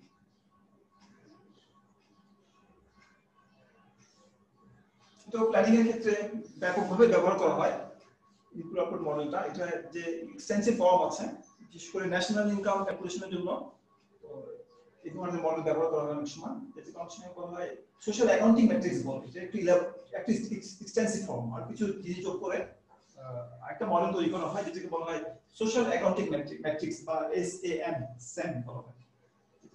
তো এই ইনপুট আউটপুট মডেলের আমরা যেটা দেখানোর চেষ্টা করি বা যেটা দেখার চেষ্টা করি সেটা হচ্ছে যে একটা ইকোনমিতে যে রিসোর্স আছে, রিসোর্স বলতে আমরা মূলত লেবার রিসোর্স কে ধরে থাকি আমরা। আমাদের যে শ্রম সম্পদ আছে সেই বা অন্যান্য বা ক্যাপিটাল রিসোর্স যেগুলো আছে সেগুলো ব্যবহার করে আমরা কি পরিমাণ দ্রব্য উৎপাদন করতে পারি। আমরা কতটুকু স্টিল উৎপাদন করব, কতটুকু আমরা প্লাস্টিক উৎপাদন করব, কতটুকু কাঠ উৎপাদন করব, আমাদের ঠিক করতে হয় না কোন দ্রব্য x1 x2 x3 কোনটা কতটুকু উৎপাদন করব। কিন্তু যেহেতু এই ইন্ডাস্ট্রিগুলো বা দ্রব্যগুলো একটা উৎপাদন অন্যটার উপর নির্ভর করে। কি পরিমাণ গাড়ি তৈরি করা হবে সেটা নির্ভর করে কি পরিমাণ স্টিল প্রোডাকশন করা হচ্ছে তার উপর নির্ভর করে, বা কি পরিমাণ স্টিল প্রোডাকশন করা হবে সেটা নির্ভর করে কি পরিমাণ জ্বালানি প্রোডাকশন করা হচ্ছে তার উপর নির্ভর করে। প্রত্যেকটা দ্রব্যই অন্য দ্রব্যের উপর নির্ভর করে উৎপাদনের জন্য। এজন্য এটাকে বলা হয় ইন্টার ইন্ডাস্ট্রি লিঙ্কেজ। এক ইন্ডাস্ট্রির উৎপাদন অন্য ইন্ডাস্ট্রির উৎপাদনের উপর নির্ভর করে। এই নির্ভরশীলতার উপর ভিত্তি করে যে প্ল্যানিং করা হয়, প্রোডাকশন প্ল্যানিং করা হয়, সেটা ইনপুট আউটপুটের মাধ্যমে ব্যাখ্যা করার চেষ্টা করা হয়। আমরা জানার চেষ্টা করি যে কি পরিমাণ কোন দ্রব্যের কি পরিমাণ আউটপুট প্রোডাকশন করাটা কনসিস্টেন্ট, বা আমি যদি এমন একটা টার্গেট সেট করি স্টিলের জন্য, কেমন, এবং স্টিল উৎপাদনের জন্য যে পরিমাণ উপকরণ প্রয়োজন পড়বে আমার, ফর এক্সাম্পল গ্যাস যে পরিমাণ প্রয়োজন পড়বে, সেই পরিমাণ গ্যাস যদি আমি না থাকে, যদি আমার বা গ্যাস উৎপাদন যদি না হয়, তাহলে আমার স্টিল প্রোডাকশন টার্গেটটা ফেইল হবে, আমি সেটা পূরণ করতে পারবো না। সুতরাং প্রত্যেকটা ইন্ডাস্ট্রির উৎপাদনগুলোকে কনসিস্টেন্ট হতে হয়। এক ইন্ডাস্ট্রির উৎপাদন অন্য ইন্ডাস্ট্রির যে রিকোয়ারমেন্ট সেটা ফুলফিল করতে পারবে কিনা, বা অন্য ইন্ডাস্ট্রির যে রিকোয়ারমেন্ট সেটা ইন্ডাস্ট্রির উৎপাদন দিয়ে ফুলফিল করা যাবে কিনা, সেটা আমাদের এই ইনপুট মডেলের মাধ্যমে সলভ করা হয়। অর্থাৎ একটা কনসিস্টেন্ট লেভেল অফ প্রোডাকশন প্রত্যেক ইন্ডাস্ট্রির জন্য বের করার চেষ্টা করা হয়। এবং এটা করার জন্য যে এক ইন্ডাস্ট্রি এক উৎপাদনের জন্য অন্য ইন্ডাস্ট্রি কতটুকু আউটপুট প্রয়োজন পড়বে সেটা আমরা বুঝে থাকি যে ইনপুট কোএফিশিয়েন্ট ম্যাট্রিক্স এর মাধ্যমে, বা অনেক সময় এটাকে একটু চেঞ্জ করে বলা যায় যে টেকনোলজি ম্যাট্রিক্স। যে টেকনোলজির উপর নির্ভর করে, একটা ইকোনমির যে টেকনোলজি তার উপর নির্ভর করবে যে একটা শিল্পের এক দ্রব্য উৎপাদন করার জন্য অন্য শিল্পের কতটুকু দ্রব্য তার প্রয়োজন পড়বে। তো এটাকে আমরা ইনপুট আউটপুট ম্যাট্রিক্স বলি, এটাকে আমরা, বা ইনপুট আউটপুট কোএফিশিয়েন্ট ম্যাট্রিক্স বলি। তো আমরা যে ইনপুট মডেলটা ব্যবহার করি সেখানে কিছু সিম্পল অ্যাসাম্পশন আছে। অ্যাসাম্পশন গুলো হলো যে প্রত্যেকটা ইন্ডাস্ট্রি একটা মাত্র দ্রব্য উৎপাদন করে, হোমোজেনাস কমোডিটি এক ধরনের দ্রব্য উৎপাদন করে, তারপরে দ্রব্য উৎপাদনের সময় একটা ফিক্সড ইনপুট রেশিও ব্যবহার করা হয়। অর্থাৎ আমি যদি এক একক দ্রব্য উৎপাদন করতে চাই, আমার যদি 0.5 একক ওয়াই লাগে, 0.2 একক জেড লাগে, তাহলে আমি আমার দ্রব্য উৎপাদন যদি বাড়াতে চাই 1 থেকে 2 একক করি, আমার উপকরণগুলো দ্বিগুণ অনুপাতে লাগবে। এটাকে বলে ফিক্সড কোএফিশিয়েন্ট। বেশি বা কম উৎপাদন করি না কেন, করসপন্ডিংলি আমার ফিক্সড কোএফিশিয়েন্ট অনুযায়ী আমার উপকরণ বেশি বা কম লাগবে। কেমন, এটা কোন সময় বলা হয় যে কনস্ট্যান্ট রিটার্ন টু স্কেল। আমি উৎপাদন যত গুণ বাড়াবো উপকরণগুলোকে আমাকে তত গুণ বাড়াতে হবে, প্রতিটা উপকরণ। কেমন, এগুলো আমার অ্যাসাম্পশন। তো আমাদের যে এই ইনপুট মডেল যে স্ট্রাকচার, সেই স্ট্রাকচারটা হলো, স্ট্রাকচারটাকে আমরা এভাবে লিখি, বা ইনপুট কোএফিশিয়েন্ট ম্যাট্রিক্স যেটাকে বলি আমরা, সেটাকে আমরা এইভাবে চিন্তা করতে পারি। এটা টেবিলের মাধ্যমে যদি লিখি, এটা আমরা, আমি একদিকে দিব ইনপুট, একদিকে আউটপুট। আমার এদিকে হবে আমরা ইনপুট, প্রত্যেকটা ইন্ডাস্ট্রি ইনপুট, এদিকে আমি আউটপুট দেখাবো। প্রথম ইন্ডাস্ট্রি আউটপুট, দ্বিতীয় ইন্ডাস্ট্রি আউটপুট, এভাবে আমার n সংখ্যক ইন্ডাস্ট্রি আছে, n তম ইন্ডাস্ট্রি আউটপুট। আর এগুলো হচ্ছে আমার ইনপুট, প্রথম, দ্বিতীয়, n তম ইন্ডাস্ট্রি আউটপুট। এটা আমাদের ইনপুট আউটপুট টেবিল, এটা আমরা একটা ম্যাট্রিক্স হিসেবে চিন্তা করতে পারি। তো আমরা এই এলিমেন্টগুলোকে আমরা এইভাবে লিখব, a স্মল a 1 1। প্রথমটা হচ্ছে আমার ইনপুট, পরেরটা হচ্ছে আমার আউটপুট। এটা হচ্ছে আমার আউটপুটকে ইন্ডিকেট করছে, আর এটা আমার ইনপুটকে ইন্ডিকেট করছে। ফর এক্সাম্পল এটা হতে পারে 0.35 এর মানটা। এতে আমাদের বোঝানো হচ্ছে প্রথম ইন্ডাস্ট্রি এক একক আউটপুট প্রোডাকশনের জন্য তার নিজের দ্রব্য থেকে 0.35 ইউনিট কি লাগে, ইনপুট লাগে। এটাকে আমরা ইন টার্মস অফ ডলার চিন্তা করব সবগুলোকে আমরা, অর্থাৎ $1 মূল্যের আউটপুট প্রোডাকশনের জন্য প্রথম ইন্ডাস্ট্রি তার নিজের উৎপাদিত দ্রব্য থেকে 35 সেন্ট মূল্যের তার দ্রব্য ব্যবহার করতে হয়। এভাবে আমরা এটা হবে 2-1। প্রথম ইন্ডাস্ট্রি এক একক দ্রব্য উৎপাদন করার জন্য দ্বিতীয় ইন্ডাস্ট্রির তার 2-1 পরিমাণ উপকরণ লাগে। এটা হতে পারে 0.25 বা যেকোনো কিছু হতে পারে। এভাবে আমরা n1, তার মানে হচ্ছে প্রথম ইন্ডাস্ট্রি ইন্ডাস্ট্রি থেকে n1 পরিমাণ উপকরণ ব্যবহার করে, উপকরণ হিসেবে ব্যবহার করে। এভাবে আমরা এটা হচ্ছে আমাদের প্রথম ইন্ডাস্ট্রি এন শিল্প থেকে N1 পরিমাণ উপকরণ ব্যবহার করে। প্রথম ইন্ডাস্ট্রি দ্বিতীয় ইন্ডাস্ট্রি থেকে A21 পরিমাণ উপকরণ ব্যবহার করে। সরি, এটা প্রথম ইন্ডাস্ট্রি, এটা হচ্ছে এন ইন্ডাস্ট্রি। এটা একটু ভুল হয়ে গেছে। দ্বিতীয়টা হচ্ছে আমাদের ইন্ডাস্ট্রি কে ইন্ডিকেট করে। প্রথমটা এটা আমার এন তম ইন্ডাস্ট্রি এক এক আউটপুট প্রোডাকশনের জন্য প্রথম ইন্ডাস্ট্রি এই পরিমাণ উপকরণ লাগে। এটা হচ্ছে এন তম ইন্ডাস্ট্রি দ্বিতীয় ইন্ডাস্ট্রি থেকে A2N পরিমাণ উপকরণ ব্যবহার করে। এটা এন তম ইন্ডাস্ট্রি নিজের কাছ থেকে NN পরিমাণ উপকরণ ব্যবহার করে। তো এই ম্যাট্রিক্সটাকে বলে আমরা A matrix, input coefficient matrix এটাকে বলি আমরা। কেমন? Input coefficient matrix. এবং এই ইনপুট কোএফিশিয়েন্ট ম্যাট্রিক্সের যে এই মানগুলো যে যোগফল সাধারণত 1 এর চেয়ে কম হয় যোগফলগুলো। কারণ 1 একক দ্রব্য উৎপাদন বা 1 টাকা দ্রব্য উৎপাদন করার জন্য আমি যদি 1 টাকার চেয়ে বেশি খরচ করি সেটা এফিশিয়েন্ট প্রোডাকশন হবে। এজন্য এগুলো যোগফলটা 1 এর চেয়ে কম হয়। এগুলো আমরা ডলার ভ্যালুতে বা মানিটারি ভ্যালুতে চিন্তা করছি এগুলো আমরা। কেমন? তাহলে আমরা এটাকে বলছি এ বলছি এটাকে আমরা এখান থেকে আমরা এই ইনপুট আউটপুট মডেলের দুটো ভার্সন আছে বা দুটো ভ্যারিয়েন্ট আছে। একটাকে বলা হয় ওপেন মডেল, আরেকটাকে বলা হয় ক্লোজড মডেল। আমরা প্রথমে ওপেন মডেলটা চিন্তা করব। ওপেন মডেলে এই প্রত্যেকটা কলামের যে সামেশন, আমরা সামেশন অফ এ, আমি যদি আই মানে রো কে ইন্ডিকেট করে আর যে কলামকে ইন্ডিকেট করে ইন্ডাস্ট্রিকে ইন্ডিকেট করে। দুটো ইন্ডাস্ট্রি, একটা ইনপুট একটা আউটপুট। তো যদি I equal to 1 up to n rho গুলো এবং for j equal to 1 up to n, এই যে সামেশনটা 1 এর চেয়ে কম হবে। সামেশনের ভ্যালুটা 1 এর চেয়ে কম হবে। সামেশনটা এটাকে আমরা সাংকেতিকভাবে লিখেছি যে প্রথম কলামটা হচ্ছে আমাদের A1j sum of A1j, এটা দিয়ে বোঝানো হচ্ছে। এটা হচ্ছে sum of A2j, এটা হচ্ছে sum of ANj। n কলামটা হবে, প্রত্যেকটা কলামের যোগফল 1 এর চেয়ে কম হবে।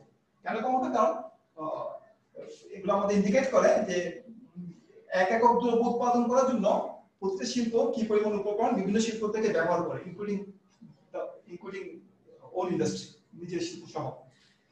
যেহেতু এক একক দ্রব্য উৎপাদন করার জন্য যে পরিমাণ উপকরণ লাগবে সেটার মানটা 1 এর চেয়ে কম হবে, অর্থাৎ $1 মূল্যের দ্রব্য উৎপাদন করার জন্য প্রতিটা শিল্প বিভিন্ন শিল্প থেকে যে পরিমাণ ডলারের উপকরণ ব্যবহার করে সেই উপকরণের ভ্যালুটা উৎপাদিত দ্রব্যের ভ্যালুর চেয়ে কম হতে হবে। সে কারণে এই সম্পূর্ণ যোগফল বা প্রত্যেকটা কলামের জন্য কলাম সামগুলো কত হয়?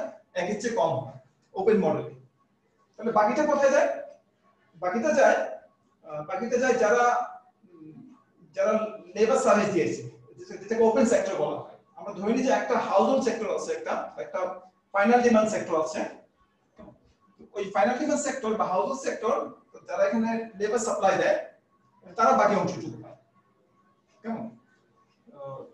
তো লেবার সেক্টর এটাকে আমরা এখানে ইনক্লুড করছি না বলে এটাকে আমরা ওপেন বলছি। আমরা লেবার সেক্টর যদি ইনক্লুড করা হতো তখন সেটাকে ক্লোজ মডেল বলা হতো। তাহলে ওপেন সেক্টর এবং ওপেন মডেলে এই ইনপুট আউটপুট বা ইন্টার ইন্ডাস্ট্রি ট্রানজাকশন যেটা আছে, এক শিল্প থেকে অন্য শিল্পের যে আদান প্রদান, উপকরণের যে আদান প্রদান, সেটার বাইরে আরেকটা সেক্টর থাকে ওপেন সেক্টর, ওপেন মডেলে। তাহলে এই ইনপুট আউটপুট যে কোএফিশিয়েন্ট আছে বা এই টেকনোলজি যে দেখানো হচ্ছে এই ম্যাট্রিক্সের মাধ্যমে, ইনপুট আউটপুট কোএফিশিয়েন্টের মাধ্যমে, এটা ছাড়াও বা এই ইন্ডাস্ট্রি ছাড়া আরেকটা সেক্টর থাকে যেটাকে বলা হয় কি ফাইনাল ডিমান্ড সেক্টর বা হাউসহোল্ড সেক্টর বা এক্সোজেনাস সেক্টর। যে সেক্টরটা, ওই সেক্টরটা কি করে? সেক্টরটা আউটপুট ডিমান্ড করে। যেমন এখানে আমরা বলছি প্রতিটা ইন্ডাস্ট্রি আউটপুট ডিমান্ড করছে। কেমন? প্রথম ইন্ডাস্ট্রি প্রতি একক দ্রব্যের জন্য এই পরিমাণ আউটপুট ডিমান্ড করছে। কেমন? দ্বিতীয় ইন্ডাস্ট্রি তার এই কোএফিশিয়েন্ট কলাম অনুযায়ী তার আউটপুট ডিমান্ড করছে বিভিন্ন ইন্ডাস্ট্রি থেকে। আর এবং সেটা নির্ভর করছে কিসের উপরে? আউটপুট ডিমান্ডটা নির্ভর করছে তার ইনপুট কোএফিশিয়েন্টের উপর নির্ভর করছে। আরেকটা সেক্টর আছে যেটা আউটপুট ডিমান্ডটা ইনপুট কোএফিশিয়েন্টের উপর নির্ভর করে না, সে কতটুকু আউটপুট চাচ্ছে সেটা এই ধরনের কোনো কোএফিশিয়েন্টের উপর নির্ভর করে না, সেটাকে বলছে আমরা ফাইনাল ডিমান্ড বলছি। এটাকে আমরা কেমন ফাইনাল ডিমান্ড থেকে বলবো যে আমরা D1 D2 D3 এভাবে আমরা সেটাকে ইন্ডিকেট করব। আচ্ছা, এখানে আমরা যে এই যে ওপেন মডেলে যে আমরা এখানে একটা লিখলাম যে বিভিন্ন কলামগুলোর স্থান একের চেয়ে কম হবে এবং বাকি যে অংশটুকু আছে বাকি অংশটুকু প্রাইমারি সেক্টরে যাবে বা লেবার সার্ভিস যারা এখানে প্রোভাইড করবে বিভিন্ন ইন্ডাস্ট্রিতে সেখানে যাবে। অর্থাৎ আমরা এটাকে বলবো 1 থেকে যদি বাকি অংশ আমরা যে ইনপুট ব্যবহার করা হলো বিভিন্ন শিল্পে A I J sum over I equal to 1 up to n প্রত্যেকটা ইন্ডাস্ট্রির জন্য I equal to 1 j equal to 1 হতে পারে 2 হতে পারে n পর্যন্ত হতে পারে। এই অংশটুকু এটা কোথায় যাবে? এটা আমাদের যাবে, এটা আমরা লিখব যে a 0 j দিয়ে লিখব 0 for labor or for the final demand sector। যে লেবার সার্ভিস ব্যবহার করে বিভিন্ন ইন্ডাস্ট্রি, প্রথম ইন্ডাস্ট্রি তার 1 ইউনিট দ্রব্য উৎপাদন করার জন্য এই 0.1 পরিমাণ লেবার সার্ভিস ব্যবহার করে। এই জিরোটা কার সমান? এই জিরোটা হচ্ছে আমাদের 1 থেকে যদি এটা আমরা বাদ দেই, কেমন 1 minus some of a11 a21 n1, সেটা হচ্ছে আমার a0j। অর্থাৎ এই সবগুলো উপকরণ যোগ করার পরে বিভিন্ন ইন্ডাস্ট্রি থেকে যেগুলো সে গ্রহণ করছে 1 থেকে বাদ দেওয়ার পরে যা থাকবে সেটা হচ্ছে আমাদের লেবার সার্ভিস, সেটা লেবার সার্ভিস হিসেবে সেটা ব্যবহার করছে। ঠিক একইভাবে আমাদের এখানে যে সেকেন্ড কলাম যেটা আছে সেখানে যে সামেশন অর্থাৎ a2j, সেটা কিন্তু আমরা 1 থেকে বাদ দেই, আমরা কি পাবো? আমরা পাবো a02 পাবো। এভাবে আমরা শেষ যে কলামটা আছে সেটা যে যোগফলটা কিন্তু আমরা 1 থেকে বাদ দেই, তাহলে আমরা পাবো a0n পাবো আমরা। এটা হচ্ছে আমাদের কি প্রত্যেকটা শিল্প লেবার সার্ভিস কতটুকু ব্যবহার করে 1 ইউনিট দ্রব্য উৎপাদনের জন্য, এটাকে আমরা দেখাচ্ছি a0j দিয়ে দেখাচ্ছি আমরা, যে ফর ইন্ডাস্ট্রিজ। এটা হলো আমাদের। আচ্ছা, এখন আমরা এই ওপেন মডেলকে আমরা কিভাবে সলভ করব সেটা আমরা জানতে চাই। এটা আমরা আসল কাজটা হলো, এটা আমাদের স্ট্রাকচার অফ দ্য ইকোনমি। স্ট্রাকচারটা কেমন সেটাকে আমরা এই মাধ্যমে দেখানোর চেষ্টা করলাম কোএফিশিয়েন্ট ম্যাট্রিক্সের মাধ্যমে। এখন আমাদের যে মূল উদ্দেশ্য ইনপুট আউটপুট মডেলের, সেটা হলো কোন শিল্প কতটুকু দ্রব্য উৎপাদন করলে সেটা মিউচুয়ালি কনসিস্টেন্ট হবে, যে সেটা অন্য শিল্পকে উপকরণ বঞ্চিত করবে না বা অন্য শিল্পগুলো বেশি উৎপাদন করবে না রিকোয়ারমেন্টের চেয়ে। এই ধরনের একটা কনসিস্টেন্ট লেভেল অফ প্রোডাকশন বিভিন্ন শিল্পের জন্য কত হওয়া উচিত given the input output matrix, সেটা আমরা বের করতে চাই। অর্থাৎ x1 সমান কত হওয়া উচিত, x2 সমান কত হওয়া উচিত, সেটা আমরা বের করতে চাই। x1 সমান হলো x1 টা হলো আমাদের প্রথম শিল্পে উৎপাদিত দ্রব্যের পরিমাণ।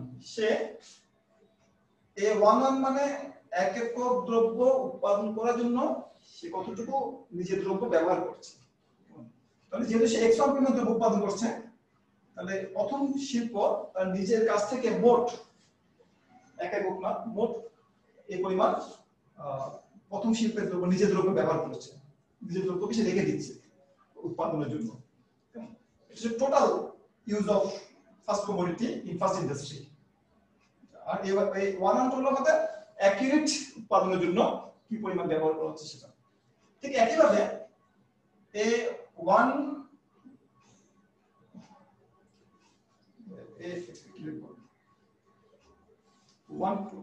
1 টা আগে হবে। দ্বিতীয়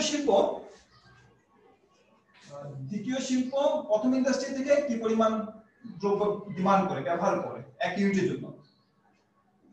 আর x2 হচ্ছে আমাদের দ্বিতীয় শিল্প যেহেতু x2 পরিমাণ দ্রব্য উৎপাদন করে, তার প্রথম শিল্প থেকে মোট এই পরিমাণ দ্রব্যের প্রয়োজন পড়ে। Total demand by industry 2 from industry 1, industry 2 industry 1 এর কাছ থেকে কি পরিমাণ দ্রব্য ডিমান্ড করে। অর্থাৎ x1 যা প্রোডাকশন করে তার একটা অংশ সে নিজে ব্যবহার করে, একটা অংশ দ্বিতীয় ইন্ডাস্ট্রি ব্যবহার করে, এভাবে একটা অংশ n ইন্ডাস্ট্রি প্রথম ইন্ডাস্ট্রি থেকে কি পরিমাণ দ্রব্য ব্যবহার করে এক ইউনিটের জন্য আর টোটাল কি পরিমাণ ব্যবহার করে। এবং হাউসহোল্ড সেক্টর যেটা আছে লেবার সাপ্লাই করে যারা, তারা ডিমান্ড করে d1 পরিমাণ। ঠিক আছে, এটা আমাদের প্রথম ইকুয়েশন, ব্যালেন্স ইকুয়েশন।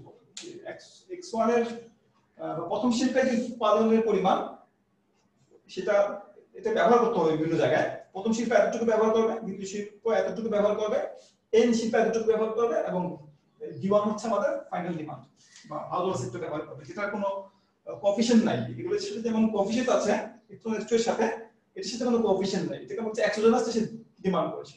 কেমন? তাহলে x1 কে এই পরিমাণ দ্রব্য উৎপাদন করতে হবে two fulfil the demand requirement by all the industries and the final demand sectors or the household sectors. কেমন? আচ্ছা, এভাবে এটাকে আমরা একটু চেঞ্জ করে লিখতে পারি। আমি যদি এটাকে এই পাশে নিয়ে আসি, আমি এটাকে লিখতে পারি এভাবে, d1 টাকে যদি ডান দিকে দেখানি, এটাকে পাশে নিয়ে আসলে লিখতে পারি 1 minus a11 into x1, এই দুটোকে কমন নেওয়া যাবে, minus a1 to x2 minus a1 in xn equal to d1। d1 থেকে ডান দিকে রেখে বাকিগুলোকে বাম দিকে নিয়ে আসলাম। এটা প্রথম ইন্ডাস্ট্রির উৎপাদিত দ্রব্যের পরিমাণ, যাতে ডিমান্ড সমান সাপ্লাই, উৎপাদনের পরিমাণটা যাতে ব্যবহারের পরিমাণের সমান। ঠিক একইভাবে আদার ইন্ডাস্ট্রি যেগুলো আছে সেগুলোর ক্ষেত্রেও এই ধরনের ইকুয়েশন পাওয়া যায়। x2 এর জন্য একটা পাওয়া যাবে, x2 সমান হবে a12 a21 x1 a22 x2, এভাবে a2 সরি n2 xn, এভাবে আমরা বাকি যে ইন্ডাস্ট্রিগুলো আছে সেগুলোর জন্য আমরা একই ধরনের ইকুয়েশন আমরা পাবো। সেই ইকুয়েশনগুলো যদি আমরা লিখি সেগুলো হবে এরকম, প্রথমটা হচ্ছে -a21 x1, তারপরটা হবে এই অংশটুকু এখানে আসবে 1 a22 x2, বাকিগুলো মাইনাস হবে n-তম ইন্ডাস্ট্রি দ্বিতীয় ইন্ডাস্ট্রি থেকে কতটুকু উপকরণ ব্যবহার করেছে, x এর উৎপাদনের পরিমাণ ইকুয়াল টু d2। d2 মানে সেকেন্ড দ্রব্যের জন্য হাউসহোল্ড বা কি পরিমাণ ডিমান্ড করছে, সেকেন্ড দ্রব্যের এক্সটার্নাল ডিমান্ড, ফাইনাল ডিমান্ড।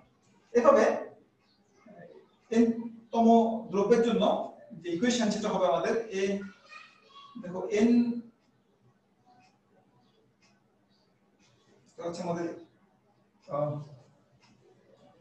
প্রথম শিল্প n দ্রব্যের কতটুকু ব্যবহার করছে, প্রথম শিল্পের উৎপাদনের পরিমাণ, এভাবে দ্বিতীয় শিল্প n দ্রব্য কতটুকু ব্যবহার করছে, দ্বিতীয় শিল্পের উৎপাদনের পরিমাণ, এভাবে শেষের অংশটা হবে plus 1 a nn into xn equal to dn হচ্ছে আমাদের final demand by the household sector. আমাদের এই সিস্টেমটাকে আমাদের সলভ করতে হবে। এই সিস্টেমটা সলভ করলে আমরা যে কোন শিল্পে কতটুকু উৎপাদন করা উচিত যাতে করে প্রত্যেক শিল্পের উৎপাদনের পরিমাণ বিভিন্ন জায়গা থেকে যে ডিমান্ডগুলো আসে তার সমান হয়, সেটার জন্য আমাদের এই সিস্টেমটাকে সলভ করতে হবে, এই ইকুয়েশন সিস্টেমটাকে সলভ করতে হবে। তো ইকুয়েশন সিস্টেমটাকে আমরা যদি ম্যাট্রিক্সের মাধ্যমে লিখি সেটাকে আমরা এভাবে লিখতে পারি 1 a11 a12, আমি কোএফিশিয়েন্ট গুলো লিখছি এখানে, a1n an1 an2, সেটা প্লাস হবে 1 ann, কোএফিশিয়েন্ট গুলো লিখলাম, আর পাশে নিয়ে ভেরিয়েবল গুলো লিখি x1 থেকে xn, আর ডান দিকে আমি ডিমান্ড গুলো লিখছি, ফাইনাল ডিমান্ড গুলো d1 থেকে dn। কেমন? এই ইকুয়েশনটাকে, এই ম্যাট্রিক্সটাকে আমরা ইচ্ছা করলে এভাবে লিখতে পারি।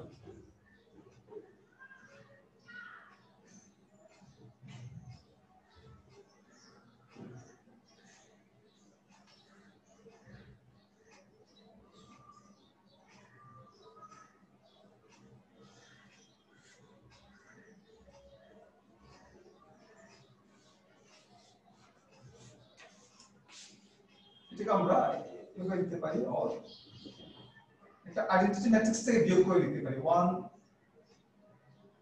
0 0 0 1 0 in the matrix minus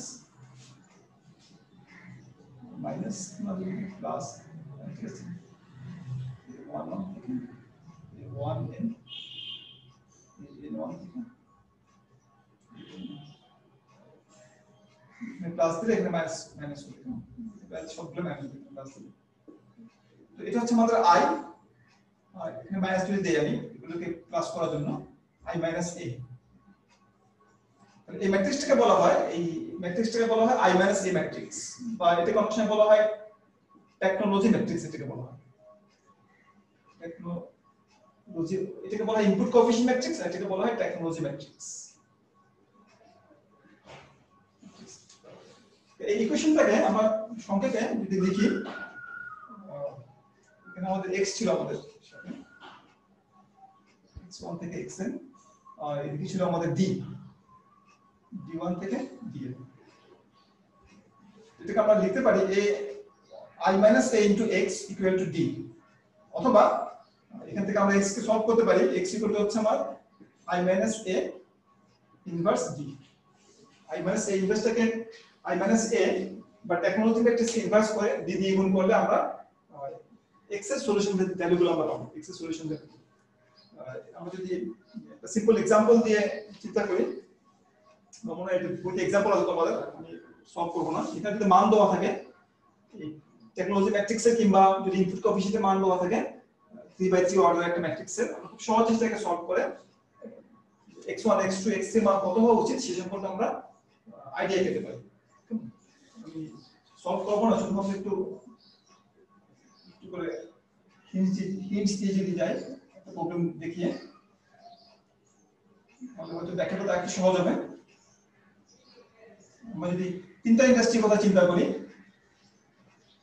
এবং ওপেন মডেল চিন্তা করি, ওপেন মডেল মানে যেখানে একটা ফাইনাল ডিমান্ড সেক্টর আছে বা এক্সোজেনাস সেক্টর আছে, যার ডিমান্ডটা ইনপুট কোএফিশিয়েন্টের উপর নির্ভর করে না, সেই ক্ষেত্রে আমরা দেখো আমরা একটা ম্যাট্রিক্স নেই, মনে করো আমাদের এই ম্যাট্রিক্স দেওয়া আছে, ইনপুট কোএফিশিয়েন্ট ম্যাট্রিক্স দেওয়া আছে আমাদের, কোনশিপের কতটুকু দ্রব্য 0.2 0.4 0.1, অর্থাৎ প্রথম ইন্ডাস্ট্রি নিজের কাছ থেকে 20 সেন্টের দ্রব্য ব্যবহার করে, দ্বিতীয় ইন্ডাস্ট্রি থেকে 40 সেন্টের দ্রব্য ব্যবহার করে, তৃতীয় ইন্ডাস্ট্রি থেকে 10 সেন্টের দ্রব্য ব্যবহার করে। এবারে দ্বিতীয় ইন্ডাস্ট্রির ক্ষেত্রে ইনপুট কোএফিশিয়েন্ট ম্যাট্রিক্স হলো 0.3 0.1 0.3, এবং লক্ষ্য করলে দেখবে যে এগুলোর কলাম সামেশনটা একই চেয়ে কম। এখানে 0.7, এখানেও 0.7, এখানে হলো 0.2 0.2 0.2, অর্থাৎ সামেশন হলো 0.6, একই চেয়ে কম সবগুলো। একই চেয়ে কম হলে আমাদের একটা ফাইনাল ডিমান্ড সেক্টর থাকে, যেটা ফাইনাল ডিমান্ড সেক্টর মনে করো সে 1056, অথবা হাউস সেক্টর বা প্ল্যানার ঠিক করলো যে তার আউটপুট প্রথম ইন্ডাস্ট্রি সে 10 একক আউটপুট নিবে, হাউসহোল্ডের ডিমান্ড করবে, দ্বিতীয় সেক্টর বা দ্বিতীয় সেক্টর থেকে 5 ইউনিট আউটপুট ডিমান্ড করবে, এবং তৃতীয় সেক্টর থেকে তৃতীয় ইন্ডাস্ট্রি থেকে তৃতীয় দ্রব্যে 6 ইউনিট দ্রব্য বা $6 বিলিয়ন হতে পারে, for example $6 billion output demand করবে। এটা হলো আমাদের কোএফিশিয়েন্ট ম্যাট্রিক্স। আর আমাদের বের করতে হবে এই যদি ইনপুট কোএফিশিয়েন্ট ম্যাট্রিক্স হয় এবং ফাইনাল ডিমান্ড যদি এরকম দেওয়া থাকে 10 বিলিয়ন 5 বিলিয়ন $6 বিলিয়ন আউটপুট দেওয়া থাকে, তাহলে প্রত্যেক ইন্ডাস্ট্রিকে কতটুকু আউটপুট প্রোডাকশন করতে হবে, x1 x2 x3 কত হতে হবে, যাতে করে এই ফাইনাল ডিমান্ড গুলো মেটানো যায় এবং ইন্টার ইন্ডাস্ট্রি রিকোয়ারমেন্ট, যেটা প্রত্যেক ইন্ডাস্ট্রিতে রিকোয়ারমেন্ট আছে সেটাও ফুলফিল করা হবে। এটা করার জন্য আমাদের কি করতে হবে, আমাদের এই ইকুয়েশনটাকে সলভ করতে হবে। i minus a into x equal to d, এটাকে আমাদের সলভ করতে হবে আমাদের। অথবা আমরা বলতে পারি যে x সমান হবে কত, i minus a inverse d। এখন i minus a সমান কত, i minus a সমান হলো যে 1 থেকে এটা বিয়োগ করলে 0.08, কেমন এটা 0 থেকে বিয়োগ করলে -0.4, এটা -0.1, এটা 0 থেকে বিয়োগ করলে -0.3, এটা 1 থেকে বিয়োগ করলে 0.9, আর এটা 0 থেকে বিয়োগ করলে 0.3, এটা -0.2, এটা -0.2, এটা 0.81 থেকে বিয়োগ করলে এটা হচ্ছে 1 মাইনাস a বা t ম্যাট্রিক্স, এটা ক্লোজ ম্যাট্রিক্স। এটাকে আমাদের ইনভার্স করতে হবে, ইনভার্স করে আমাদের d দিয়ে গুণ করতে হবে, 10 5 6 দিয়ে গুণ করতে হবে। গুণ করলে আমরা একটা মান পাবো x1 x2 x3 এর আমরা সলিউশন ভ্যালু পেয়ে যাব আমরা। সেই ভ্যালুগুলো হবে আনুমানিক, সেটা হচ্ছে 24 20 18 অ্যাপ্রক্সিমেটলি দশমিক আছে পরে, আমরা সেটা দেখাচ্ছি না। অর্থাৎ এই ফাইনাল ডিমান্ডটা ফুলফিল করার জন্য, এই পরিমাণ আউটপুট প্রোডাকশনের জন্য যেটা হাউজহোল্ডটা ব্যবহার করতে পারবে, করার জন্য ইন্ডাস্ট্রি 1 কে $24 বিলিয়ন আউটপুট প্রোডাকশন করতে হবে, যাতে করে সে হাউজহোল্ড রিকোয়ারমেন্টটা ফুলফিল করতে পারে এবং ইন্টার ইন্ডাস্ট্রি রিকোয়ারমেন্ট যেটা সেটা ফুলফিল করতে পারে। দ্বিতীয় ইন্ডাস্ট্রিকে 20 একর দ্রব্য উৎপাদন করতে হবে এবং তৃতীয় ইন্ডাস্ট্রিকে $18 বিলিয়ন দ্রব্য উৎপাদন করতে হবে। তাহলে কি পরিমাণ দ্রব্য উৎপাদন করলে প্রত্যেকটা ইন্ডাস্ট্রির যে ডিমান্ড, ইন্টার ইন্ডাস্ট্রি ডিমান্ড, সেটা ফুলফিল করা যাবে এবং এটা ফুলফিল করা যাবে সেটা আমরা জানতে পারি। এখন এখান থেকে আমরা লেবার কোএফিশিয়েন্ট বা লেবার সার্ভিস কতটুকু দরকার সেটা আমরা জানি এখান থেকে। অর্থাৎ এখানে যে আমরা তো 1 থেকে বিয়োগ করি, এটা বিয়োগ করলে কত পাবো আমরা, এটাকে বলি আমরা a 0j। এই 0 যেটা হলো, এটা হলো আমার 0.3, অর্থাৎ প্রথম ইন্ডাস্ট্রি লেবার সার্ভিস হিসেবে 3 সেন্টের দ্রব্য ব্যবহার করে এবং দ্বিতীয় ইন্ডাস্ট্রি সেও 3 সেন্টের দ্রব্য সার্ভিস ব্যবহার করে, লেবার সার্ভিস ব্যবহার করে, এবং এটা আসলে এখান থেকে বের করতে হবে। এবং তৃতীয়টা 0.4 ইউনিট লেবার সার্ভিস ব্যবহার করে। এটা হচ্ছে a 0j, বিভিন্ন ইন্ডাস্ট্রি কি পরিমাণ লেবার সার্ভিস ব্যবহার করে। তাহলে দেখো প্রথম ইন্ডাস্ট্রি সে যদি 1 একক দ্রব্য উৎপাদন করে, তাহলে তাকে কি পরিমাণ লেবার সার্ভিস ব্যবহার করতে হবে, 24 ইনটু 0.3 পরিমাণ লেবার সার্ভিস ব্যবহার করতে হবে। দ্বিতীয় শিল্প যে 20 একক দ্রব্য উৎপাদন করে, $20 বিলিয়ন দ্রব্য উৎপাদন করে, তাকে 20 টাইমস 0.3 পরিমাণ লেবার সার্ভিস ব্যবহার করতে হবে। তৃতীয় ইন্ডাস্ট্রি যে 18 বিলিয়ন দ্রব্য উৎপাদন করে, প্রতি ইউনিটের জন্য তাকে এতটুকু লেবার সার্ভিস ব্যবহার করতে হয়, তাকে 18 টাইমস 0.04 পরিমাণ লেবার সার্ভিস ব্যবহার করতে হবে। অর্থাৎ টোটাল লেবার সার্ভিস যতটুকু লাগবে এই সবগুলো ইন্ডাস্ট্রি উৎপাদন করার জন্য, সেটা পরিমাণটা হলো total labour requirement, total labour service requirement, সেটা পরিমাণটা হলো যে 0.03 into 24 plus 0.03 into 20 plus 0.04 into 16 করে আমরা একটা মান পাবো এখানে। এই মানটা হচ্ছে আমাদের টোটাল লেবার সার্ভিস রিকোয়ারমেন্ট। যদি সমাজে যদি এই পরিমাণগুলো লেবার সার্ভিস না থাকে, তাহলে এটা এই প্ল্যানটা ইমপ্লিমেন্ট করা যাবে না।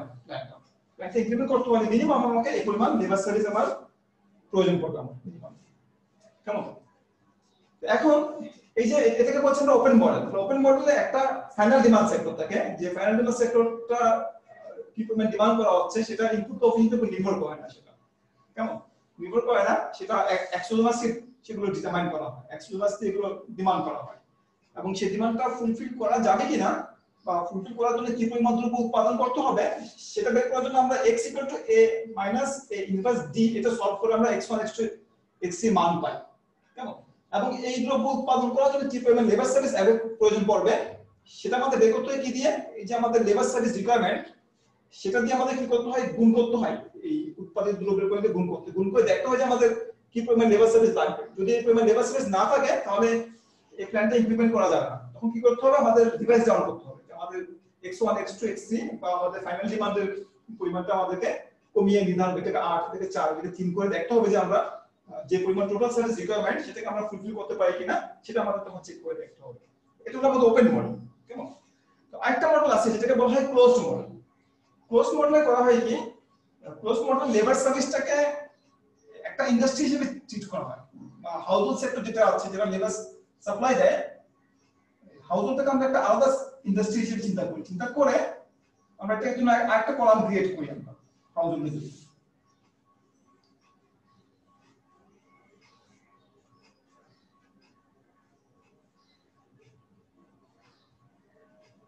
ক্লোজ মডেলটাকে আমরা এভাবে লিখব, যদি আমরা মডেলটাকে ক্লোজ হিসেবে উপস্থাপন করতে চাই বা মডেলটাকে যদি আমরা ক্লোজ করতে চাই তাহলে ক্লোজ মডেলটা হবে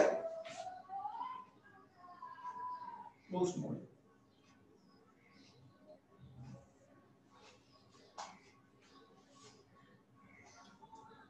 প্রথমটা হচ্ছে আমাদের 1 মাইনাস এ 0004 লেবার সার্ভিস হলো আমাদের, এটা হলো এ 01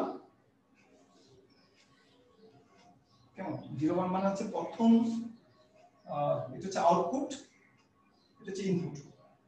প্রথম ইন্ডাস্ট্রি লেবার সার্ভিস কতটুকু ব্যবহার করে, এভাবে আমাদের বাকি ইন্ডাস্ট্রিগুলোর মান আছে আমাদের। যদি তিনটা ইন্ডাস্ট্রি নেই, এটা হবে A02 আর এটা হবে A03, এন সংখ্যক না নিয়ে আমরা মনে করো তিনটা ইন্ডাস্ট্রি নিচ্ছি এবং লেবার সার্ভিসটাকে ইনপুট করলে ইন্ডাস্ট্রির সংখ্যা হবে 4টা মাইনাস A03। 0 হচ্ছে প্রাইমারি সেক্টর বা লেবার সেক্টর, এটা হলো A10,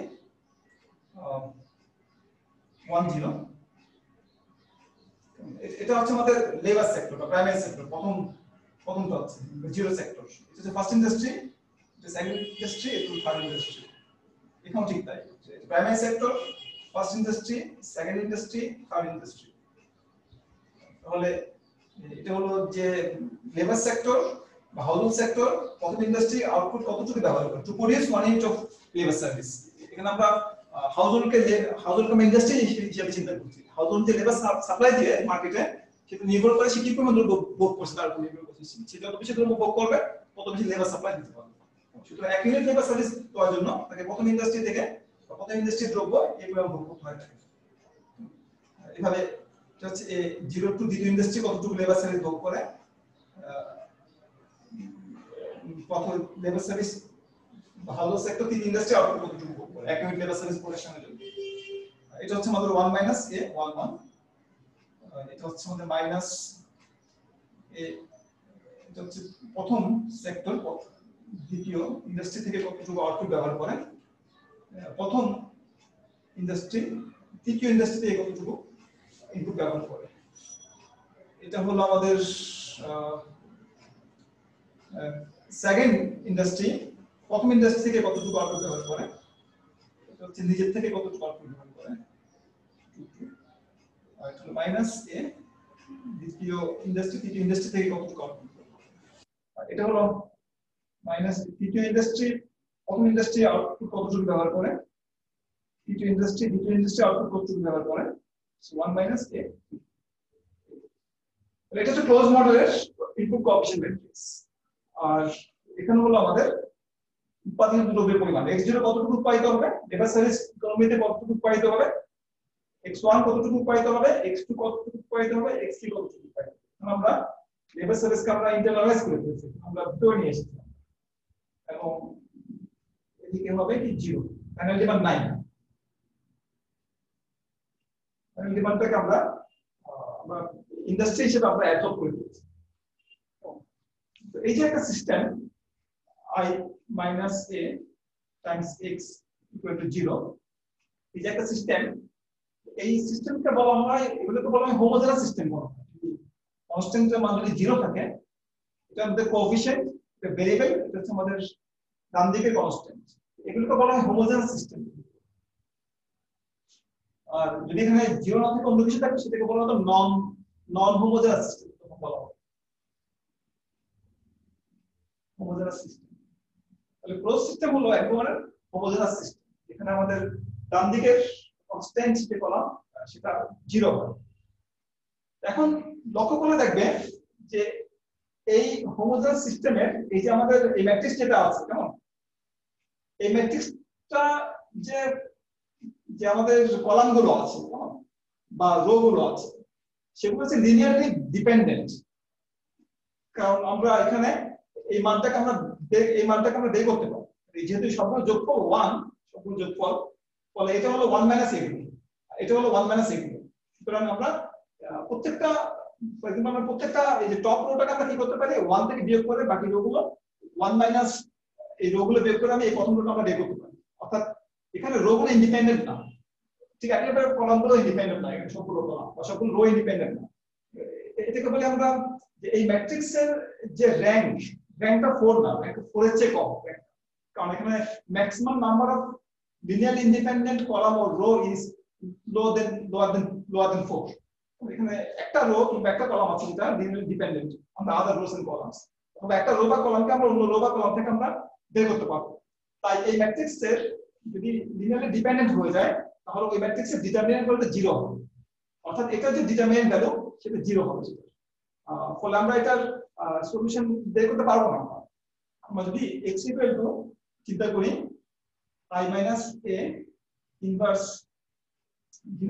চিন্তা করি আমরা d বা d চিন্তা করি, যেহেতু এটা যেহেতু 0, এটা ডিটারমিনেন্ট হলো 0, সেটা এটা ইনভার্স বের করা যাবে না। ইনভার্স বের করা যাবে না বলে এটা কোনো সলিউশন ইউনিক সলিউশন পাওয়া যাবে।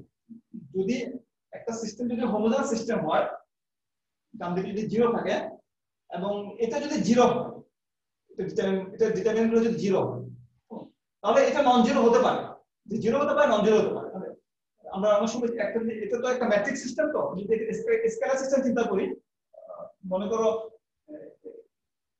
যে x টাইমস 0 ইকুয়াল টু 0, মানে x এর মান কত হবে? x এর মান 5 হতে পারে, x এর মান 7 হতে পারে, x এর মান 9 হতে পারে, কারণ সবগুলোর সাথে 0 গুণ করলে এটা 0 হয়ে যাবে সবগুলো 0 গুণ করলে। সুতরাং যদি আমাদের এই ডিটারমিনেন্ট ভ্যালু যদি 0 হয় বা এই ম্যাট্রিক্স যদি লিনিয়ারলি ডিপেন্ডেন্ট হয়, কেমন, তাহলে আমাদের x এর মান যে কোনো কিছু হতে পারে, x এর মানটা নন জিরো হতে পারে। নন জিরো হলে আমরা বলি যে x এর সলিউশনটা হচ্ছে নন ট্রিভিয়াল সলিউশন, তুচ্ছ সলিউশন না। ট্রিভিয়াল সলিউশন হচ্ছে, ট্রিভিয়াল মানে যদি x এর মান যদি 0 হয় তাহলে এটাকে আমরা ট্রিভিয়াল সলিউশন বলে দিলাম। ট্রিভিয়াল সলিউশন এটা তুচ্ছ সলিউশন, যে সবগুলো x 0, এটা কোনো তাৎপর্য নাই এবং ইন্টারেস্টিং সলিউশন নাই, যে প্রত্যেক শিল্প কোনো কিছু পারফর্ম করবে না, প্রত্যেক শিল্প পারফর্ম করবে 0। তো আমরা যদি একটা হোমোজেনাস সিস্টেম পাই ক্লোজ মডেলে, তাহলে এই x এর মানটা 0 হতে পারে বা নন জিরো হতে পারে, এবং এর অসংখ্য সলিউশন আছে বা অসংখ্য মানের জন্য এই ইকুয়েশনটা স্যাটিসফাই। x ইকুয়াল টু যদি 5 7 9 নেই, এটা স্যাটিসফাইড হতে পারে, বা অন্য কোনো মানগুলো সেটা স্যাটিসফাইড হতে পারে। অর্থাৎ যদি ক্লোজ সিস্টেম নেওয়া হয়, ডিমান্ড সেক্টর বা ফাইনাল সেক্টরকে যদি আমি এখানে একীভূত করে ফেলি, তাহলে আমরা কোনো ইউনিক সলিউশন পাবো, বা একটা সলিউশন পাবো হয়তো, কিন্তু সেই সলিউশনটা ইউনিক হবে, সেটা খুব বেশি ইন্টারেস্টিং না। ইউনিক সলিউশন পাওয়ার জন্য আমাদের কি করতে হবে? এখানে কোনো রেস্ট্রিকশন ইম্পোজ করতে হবে, আলাদা কোনো আমাদের বলতে হবে যে রিসোর্স কনস্ট্রেন্ট আছে আমার, বা অন্য কোনো রেস্ট্রিকশন দিয়ে তখন আমরা সেটাকে ইউনিক সলিউশন দিয়ে পেতে পারি। ইউনিক সলিউশন পেলে তখনই আমাদের সেটা কাজে লাগবে, বা আমরা আউটপুট টার্গেটটা আমরা ঠিক করতে পারবো নির্দিষ্ট ভাবে। তাহলে আমরা এই ক্লোজ সলিউশনটা বেশি ইন্টারেস্টিং আমাদের জন্য, আমরা ওপেন সলিউশনটা আমাদের ইন্টারেস্টিং, আমরা সেটাই ব্যবহার করব প্ল্যানিং এর পারপোজে। এই হলো আমাদের ইনপুট মডেল সংক্রান্ত আলোচনা। কারো কোনো প্রশ্ন আছে কিনা? আমরা আগের ক্লাসে প্ল্যানিং মডেলটা নিয়ে আলোচনা করব, বা প্ল্যানিং নিয়ে আমরা কিছু আইডিয়া দিয়ে আমরা ক্লাস শেষ করব আগের ক্লাসে। কারো প্রশ্ন আছে কোনো? স্যার, তাহলে ক্লোজড মডেলটার মানে কি ক্ষেত্রে প্রয়োগ করা হয়, বা এটার এটা হচ্ছে ক্লোজ মডেল হচ্ছে আমাদের যে একটা থিওরিটিক্যাল কিউরিওসিটি। আচ্ছা আচ্ছা আমরা যদি হাউসহোল্ড সেক্টরকে যদি আমরা একটা ইন্ডাস্ট্রি হিসেবে চিন্তা করি, যেটা আসলে খুব একটা রিয়েলিস্টিক ধারণা না। মানে একটা হাউসহোল্ড তো যারা লেবার সাপ্লাই দেয়, তারা সেভাবে সাপ্লাই দেয় না, আমি এতটুকু দ্রব্যকে এতটুকু লেবার সাপ্লাই দেবো, তো সাপ্লাই দেয় না লেবার সাপ্লাই। কিন্তু যদি আমরা একটা হিসেবে চিন্তা করি, ইন্ডাস্ট্রি হিসেবে চিন্তা করি, তাহলে আমরা যে সলিউশনটা পাবো সেক্ষেত্রে কোনো এই যে আমরা আগের ওপেন মডেলের যে প্রবলেমটা ছিল, যে ওই পরিমাণ লেবার সার্ভিস অ্যাভেলেবল কিনা, এই পরিমাণ ফায়ার ডিমান্ডটা মিট আপ করার জন্য, এই ধরনের প্রবলেম এখানে অ্যারাইজ করে না। কারণ এখানে কি পরিমাণ লেবার সার্ভিস প্রডিউস হবে সেটা মডেলই আমাদের ডিটারমাইন করবে, কি এই পরিমাণ দ্রব্য উৎপাদিত হলে এই পরিমাণ লেবার সার্ভিস প্রডিউস হবে। সুতরাং ওই লেবার সার্ভিসটা অন্য দ্রব্যের যে অন্য শিল্পের যে লেবার রিকোয়ারমেন্ট তার সাথে কনসিস্টেন্ট। সেজন্য আমরা এখানে একটা থিওরিটিক্যাল পসিবিলিটিস হিসেবে ব্যাখ্যা করেছি, এটা প্র্যাকটিক্যাল তেমন কোনো তাৎপর্য নেই, বা এটা একটা ম্যাথমেটিক্যাল পসিবিলিটিস বা ম্যাথমেটিক্যাল ইন্টারপ্রিটেশন দেওয়ার চেষ্টা করছি আমরা। আর আমি তোমাদেরকে একটা ওয়েবসাইট দিয়েছি, সেখানে আমার ওয়েবসাইটটা দিয়েছি, সেখানে কিছু কিছু লেকচার সেখানে পাবে তোমরা, সেখানে কিছু কিছু, সবগুলো তো পাবে না, কিছু কিছু পাবে। হয়তো কোয়ালিটি গুলো তো ভালো হয়নি, ভিডিও কোয়ালিটি বা সাউন্ড কোয়ালিটি গুলো, তারপর তোমাদের প্রয়োজনীয় অংশগুলো সেখান থেকে দেখে নিতে পারো যখন প্রয়োজন পড়ে। কেমন স্যার লিংকটা কোথায় দিয়েছেন ওয়েবসাইটের? ক্লাস রিপ্রেজেন্টেটিভকে আমি দিয়েছি, আমার ঠিক আচ্ছা আচ্ছা আচ্ছা এক্সাক্ট মনে নাই, সম্ভবত এরকম হবে http ai dash ecom